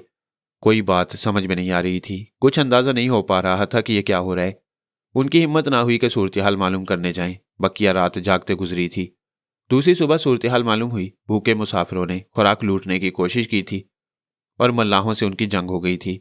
चुनाचे तकरीबन 18 मुसाफिर हलाक कर दिए गए थे और मल्लाहों ने रातों रात उनकी लाशें उठाकर पानी में फेंक दी थीं। बाकी मुसाफिर लरज रहे थे। राजन ने भराई हुई आवाज में कहा, लगता है कि अब यहां से जिंदा वापसी मुमकिन नहीं। कांति ने कोई जवाब नहीं दिया। राजन उसे अजीब सी नजरों से देखता हुआ बोला, कांति, मेरे सीने में एक राज है। अब इन हालात में मैं सोचता हूं कि तुम्हें उससे आगाह कर दूं, कौन जाने आगे क्या हो। कांति चौंक कर राजन को देखने लगा। राजन के चेहरे पर मौत का खौफ तारी था। मौत के इस हौलनाक जजीरे पर वैसा कौन सा राज हो सकता है जिसका इंकिशाफ राजन करना चाहता है। कांति सोच रहा था। राजन ने आंखें बंद कर ली थी। जब वो देर तक कुछ न बोला तो कांति ने उसे आवाज दी, राजन। हूँ। राजन ने उसी तरह आंखें बंद किए जवाब दिया, क्या हो गया है तुम्हें? कुछ नहीं। आंखें क्यों बंद कर ली हैं? और वो कौन सा राज है जो तुम मुझे बताना चाहते हो? कांति, मैं तुमसे शर्मिंदा हूं, बहुत शर्मिंदा हूं। आखिर ऐसी क्या बात हो गई? कांति हैरान से हैरानतर होता जा रहा था। दुनिया बहुत खुदगर्ज है। इंसान जीने के लिए ना जाने क्या से क्या बन जाता है। ये तो दुरुस्त है राजन, मगर तुम? मैं भी एक खुदगर्ज इंसान हूं, बहुत ही खुदगर्ज। ना जाने इस जिंदगी में क्या क्या करता रहा हूं, सिर्फ इतनी सी जिंदगी के लिए जो इसी तरह बेबसी से कहीं भी खत्म हो सकती है। राजन ने कहा और कांति खामोशी से उसे घूरता रहा। मैंने अब तक तुमसे भी झूठ बोला है, धोखा दिया है तुम्हें। किस सिलसिले में? कांति ने कहा। मैंने वहां तुम्हें उस कैद खाने से आजाद नहीं किया था। क्या मतलब? मैंने तुम पर कोई एहसान नहीं किया था, वो सब उन लोगों की मर्जी से हुआ था। किन लोगों की मर्जी से? मेरी मुराद पद्मा कुमारी से है। देखो राजन, अगर तुम मुझे कुछ बताना ही चाहते हो तो साफ अल्फाज में बताओ। तुम्हारी कोई बात मेरी समझ में नहीं आ रही, कांति ने परेशान लहजे में कहा। पूरी कहानी यूं है कांति, तुम पद्मा कुमारी जी के यहाँ चोरी की नियत से दाखिल हुए थे। हाँ। पद्मा कुमारी जी खुद एक खतरनाक जुर्म पेशा औरत है। ना जाने जुर्म की दुनिया में उसने क्या क्या जाल फैला रखे हैं। तुम्हारे सिलसिले में उसने एक मनसूबाबंदी की थी। तुम्हें उसी के इशारे पर कैद खाने से रिहा किया गया था। मुझे इसकी हदायत दी गई थी। बेहोशी के दौरान तुम्हारी पुश्त में ऑपरेशन के जरिए कैप्सूल छुपा दिया गया जिसमें एक माइक्रोफिल्म पोशीदा है। इस माइक्रोफिल्म में एक साइंसी फार्मूला पोशीदा है जो बेहद कीमती है और बहुत से मुल्क इस फार्मूले को हासिल करना चाहते हैं। पद्मा कुमारी से बेचना चाहती है, लेकिन इसकी हिफाजत भी जरूरी है। इसलिए वो फार्मूला तुम्हारे पास इस तरह रख दिया गया। ऐसा इसलिए किया गया कि तुम्हें कोई नहीं जानता और तुम पर किसी को शुबा नहीं हो सकता था। इस तरह वो फार्मूला तुम्हारे पास छुपा दिया गया। फिर तुम्हें वहां से निकालकर जेल पहुंचा दिया गया। वो लोग जिसने तुम पर जेब काटने का इल्जाम लगाया था पद्मा ही का आदमी था। यह इसलिए किया गया था कि तुम उन लोगों की निगाहों में रहो और वो फार्मूले के लिए सौदेबाजी कर सकें। उनका काम जारी रहा और बात आगे बढ़ती रही। फिर कुंवर जी के जरिए दूसरा काम किया गया। कुंवर जी? हाँ, वही आदमी जिसने हमें बाहर भिजवाया। क्या वो भी पद्मा का आदमी था? हाँ, उनका मंसूबा ये था कि मैं तुम्हें लेकर एक मखसूस मुल्क पहुंच जाऊं जहां फार्मूले का सौदा हो और उसे तुम्हारी पुश्त से निकालकर उनके हवाले कर दिया जाए। कांति शश्त रह गया। वाकई एक भयानक मंसूबा था। उससे शातिर औरत ने कांति से कैसा जबरदस्त काम निकाला था। और ये राजन जिसने कैद खाने में उस पर एहसानात का अंबार लाद दिया था, लेकिन ये उसी का हरकारा था और इसने जलील पद्मा कुमारी के इशारे पर उसे कैद खाने से बाहर निकाला था। इसके बाद उसे जेब तराशी के इल्जाम में सजा दिलवाई गई थी और राजन इसलिए उसके पास पहुंचा था कि उसकी निगरानी कर सके। बड़े धोखे दिए थे इस शख्स ने उसे भी। और अब जब मौत उसके सामने आ खड़ी हुई थी और उसके सारे मंसूबे फेल हो गए थे तो राजन ने दिल का हाल खोल दिया। कांति की निगाहों में वो काबिल रहम नहीं था, लेकिन कांति खुद भी किसी नेक इरादे के तहत पद्मा कुमारी वर्मा के घर में नहीं घुसा था। उसने अपने तौर पर कुछ और ही मंसूबे बनाए थे और इत्तफाक की बात है कि राजन ने जो इंकशाफ किया था उसमें दौलत का जिक्र मौजूद था, जबकि खुद कांति का यही नजरिया था कि जिस तरह भी मुमकिन हो सके दौलत कमाई जाए। अगर किसी साइंसी राज का फार्मूला कैप्सूल में रखकर उसके जिस्म से मुंसलिक कर दिया गया है तो क्या जरूरी है कि पद्मा कुमारी ही से फायदा उठाए? मैं खुद भी तो यह काम कर सकता हूं, कांति ने सोचा और इसके बाद वो जहन में मंसूबे बनाने लगा। राजन अजीब सी निगाहों से उसे देख रहा था। तब वो राजन की तरफ रुख करके बोला, राजन, एक ऐसी अनोखी बात बताई है तुमने मुझे जिस पर यकीन करने को जी नहीं चाहता। कांति भैया, खुलूस से दिल से सारी सच्चाई तुम्हारे सामने ला रखी है। अब तुम इसे झूठ समझो या सच, मैं क्या कह सकता हूं। वो कैप्सूल आखिर है किस जगह? कांति ने पूछा और राजन उसके पीछे आकर उसकी पुश्त पर हाथ फेरने लगा। फिर उसने कांति का हाथ पकड़कर उसकी पुश्त के एक हिस्से पर रख दिया और कांति को साफ एक जगह उभरी हुई महसूस हुई। वो देर तक उस जगह को टटोल टटोल कर देखता रहता। फिर उसने एक गहरी सांस लेकर कहा, वाकई अजीबोगरीब काम किया उन लोगों ने। लेकिन राजन, अब तुम मुझे ये सब कुछ बता चुके हो तो फिर तुम्हें मेरा काम करना होगा। क्या कांति भैया? राजन ने सवाल किया। ये कैप्सूल मेरे जिस्म से निकालकर मुझे दे दो, तुम क्या करोगे? ये सवाल तुम्हें नहीं करना चाहिए राजन। मगर मैं ये कैसे कर सकूंगा? चाकू मैं तुम्हें मुहैया कर दूंगा। तुम एक छोटा सा शगाफ देकर मेरे जिस्म से ये कैप्सूल निकाल दो और खून जो बहेगा मुझे उसकी परवाह नहीं। मगर कांति भैया, अगर खून बहना बंद ना हुआ तो क्या ज्यादा से ज्यादा मैं मर जाऊंगा ना? नहीं कांति भैया, मेरा ये मकसद नहीं है। राजन, तुम्हें वही करना है जो मैंने तुम्हें कहा है, कांति ने सर्द लहजे में कहा। और राजन परेशान निगाहों से उसे देखता रहा। फिर उसने कहा, ठीक है, जैसा तुम कहोगे वैसे ही करूंगा। एक बात बताओ राजन भैया। जी कांति भैया। अगर ये लॉन्च ठीक हो गई और हम लोग जिंदा यहाँ से वापस चल पड़े और मतलूबा जगह पहुंच गए, तो इसके बाद तुम क्या करोगे? अब तो सारा खेल ही बिगड़ चुका है। वो लोग मुकर्रर वक्त पर हमारा इंतजार करते, हमारे पीछे रहते, और फिर मौका मिलने पर जब सारे काम हो जाते तो तुम्हारी पुश्त से ये कैप्सूल ऑपरेशन करके निकाल लिया जाता और बात बन जाती। मगर अब तो वो लोग मायूस हो चुके होंगे। अलबत्ता लॉन्च के बारे में मालूमात हासिल की जा रही होंगी। राजा ने कहा। इस बात के भी इम्कानात है कि वो हमें तलाश करते हुए यहाँ आ जाएं। मुश्किल ही लगता है भैया। ये कोई गैर आबाद जजीरा है, इधर कौन आएगा हमारी तलाश में? कांति कुछ देर सोचता रहा, फिर उसने गहरी सांस लेकर कहा, ठीक है राजन। अच्छा, एक बात और बताओ तुम। जी कांति भैया। अब जब तुमने मुझे ये राज बता दिया, तो क्या तुम्हें इस बात का खतरा नहीं है कि अगर हम जिंदा वापस पहुंच गए तो मैं इस सिलसिले में कोई मुदाफियत कर सकता हूँ? मुझे जिंदगी की उम्मीद नहीं रही है कांति भैया, इसलिए मैंने आपको दिल का ये हाल बता दिया। अगर जिंदा बचकर हम लोग वहां पहुंच गए तो तुम क्या करोगे? मैं क्या कर सकता हूँ कांति भैया? मेरा मतलब है वो लोग हमें पालेंगे। इम्कानात तो इस बात के हैं। खैर ठीक है, बाद में सोचेंगे। अभी मैंने ये इरादा मुलतवी कर दिया है। कांति ने किसी नए ख्याल के तहत कहा और राजन भी खामोश हो गया। लेकिन कांति का जहन सोचों में डूबा हुआ था। वो अब किसी भी कीमत पर यह कैप्सूल पद्मा कुमारी के हाथ लगने नहीं देना चाहता था। राजन के लिए अब उसके दिल में वो इज्जत और मोहब्बत नहीं थी जो पहले उसके एहसान के तहत थी। अलबत्ता रूपा उन लोगों के लिए मुसीबत बनी हुई थी। अब वो हर वक्त रोती पीटती रहती थी और कांति उससे भी बददिल हो गया था। मुझे मर जाना चाहिए, मैं मर जाना चाहती हूँ। एक दिन रूपा ने रोते हुए कहा। हौसले से काम लो रूपा, मगर ये तो देखो कितना वक्त हो गया यहाँ। हाँ, वक्त तो लगेगा। मैं खुदकुशी कर लूंगी, रूपा ने कहा। जैसी तुम्हारी मर्जी, कांति खुश्क लहजे में बोला। और रूपा उसे देखती रही, लेकिन कांति को इस बात की उम्मीद नहीं थी कि रूपा ने जो कहा है वो कर दिखाएगी। एक सुबह लॉन्च के मल्लाह रूपा की लाश को पानी से निकाल कर लाए और कांति के सामने रख दी। इसने पानी में कूदकर खुदकुशी कर ली है। कांति को अफसोस जरूर हुआ, लेकिन जाहिर है वो खुद भी बुरे हालात का शिकार था। रूपा के लिए क्या कर सकता था? रूपा का वहीं पर करिया कर्म कर दिया गया। राजन और कांति लॉन्च वालों के साथ गुजारा करते रहे। चंद ही अफराद थे जो यहाँ जिंदा बच पाए थे। लॉन्च को मुरम्मत होने में तकरीबन 27 दिन लग गए और 28वें दिन वो सफर के लिए तैयार थी। इन लोगों के ताउन और दोस्ती के इजहार ने लॉन्च वालों को भी उनका दोस्त बना दिया। फिर एक दिन लॉन्च ने इस गैर आबाद और वीरान जजीरे का साहिल छोड़ दिया। लॉन्च पर लोग अब ना होने के बराबर थे। उसकी रफ्तार भी बहुत तेज रखी गई थी और यह सफर निहायत ही खुशगवार था। जजीरे की हौलनाक यादें आती तो दिल खौफ से लरजने लगता। कांति कोई ऐसा काम करना चाहता था जिसे कामयाबी 100% यकीनी हो। बिलाखिर एक मंसूबे पर उसने आखिरी फैसला कर ही डाला। इस सिलसिले में उसे राजन की जरूरत थी, लेकिन एक मखसूस वक्त तक के लिए। लॉन्च अपना सफर तय करती रही।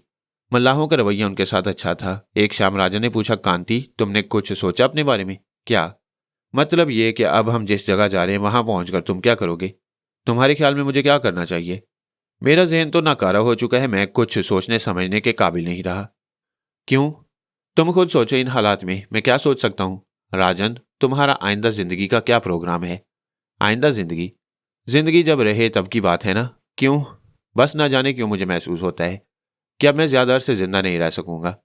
अब जबकि हम कामयाबी से अपनी मंजिल की जानिब जा रहे हैं तो तुम हौसला हारे हो। मुझ में अब हौसला नहीं रहा कांति भैया। बच्चों जैसी बातें मत करो। मैं अपने जहन में एक मंसूबा रखता हूँ। क्या कांति भैया? राजन, अगर हम इस कैप्सूल से खुद ही फायदा उठाने की कोशिश करें तो? कैसा फायदा? पद्मा कुमारी वर्मा इस कैप्सूल को किसी के हाथों फरोख्त करना चाहती थी ना? हाँ।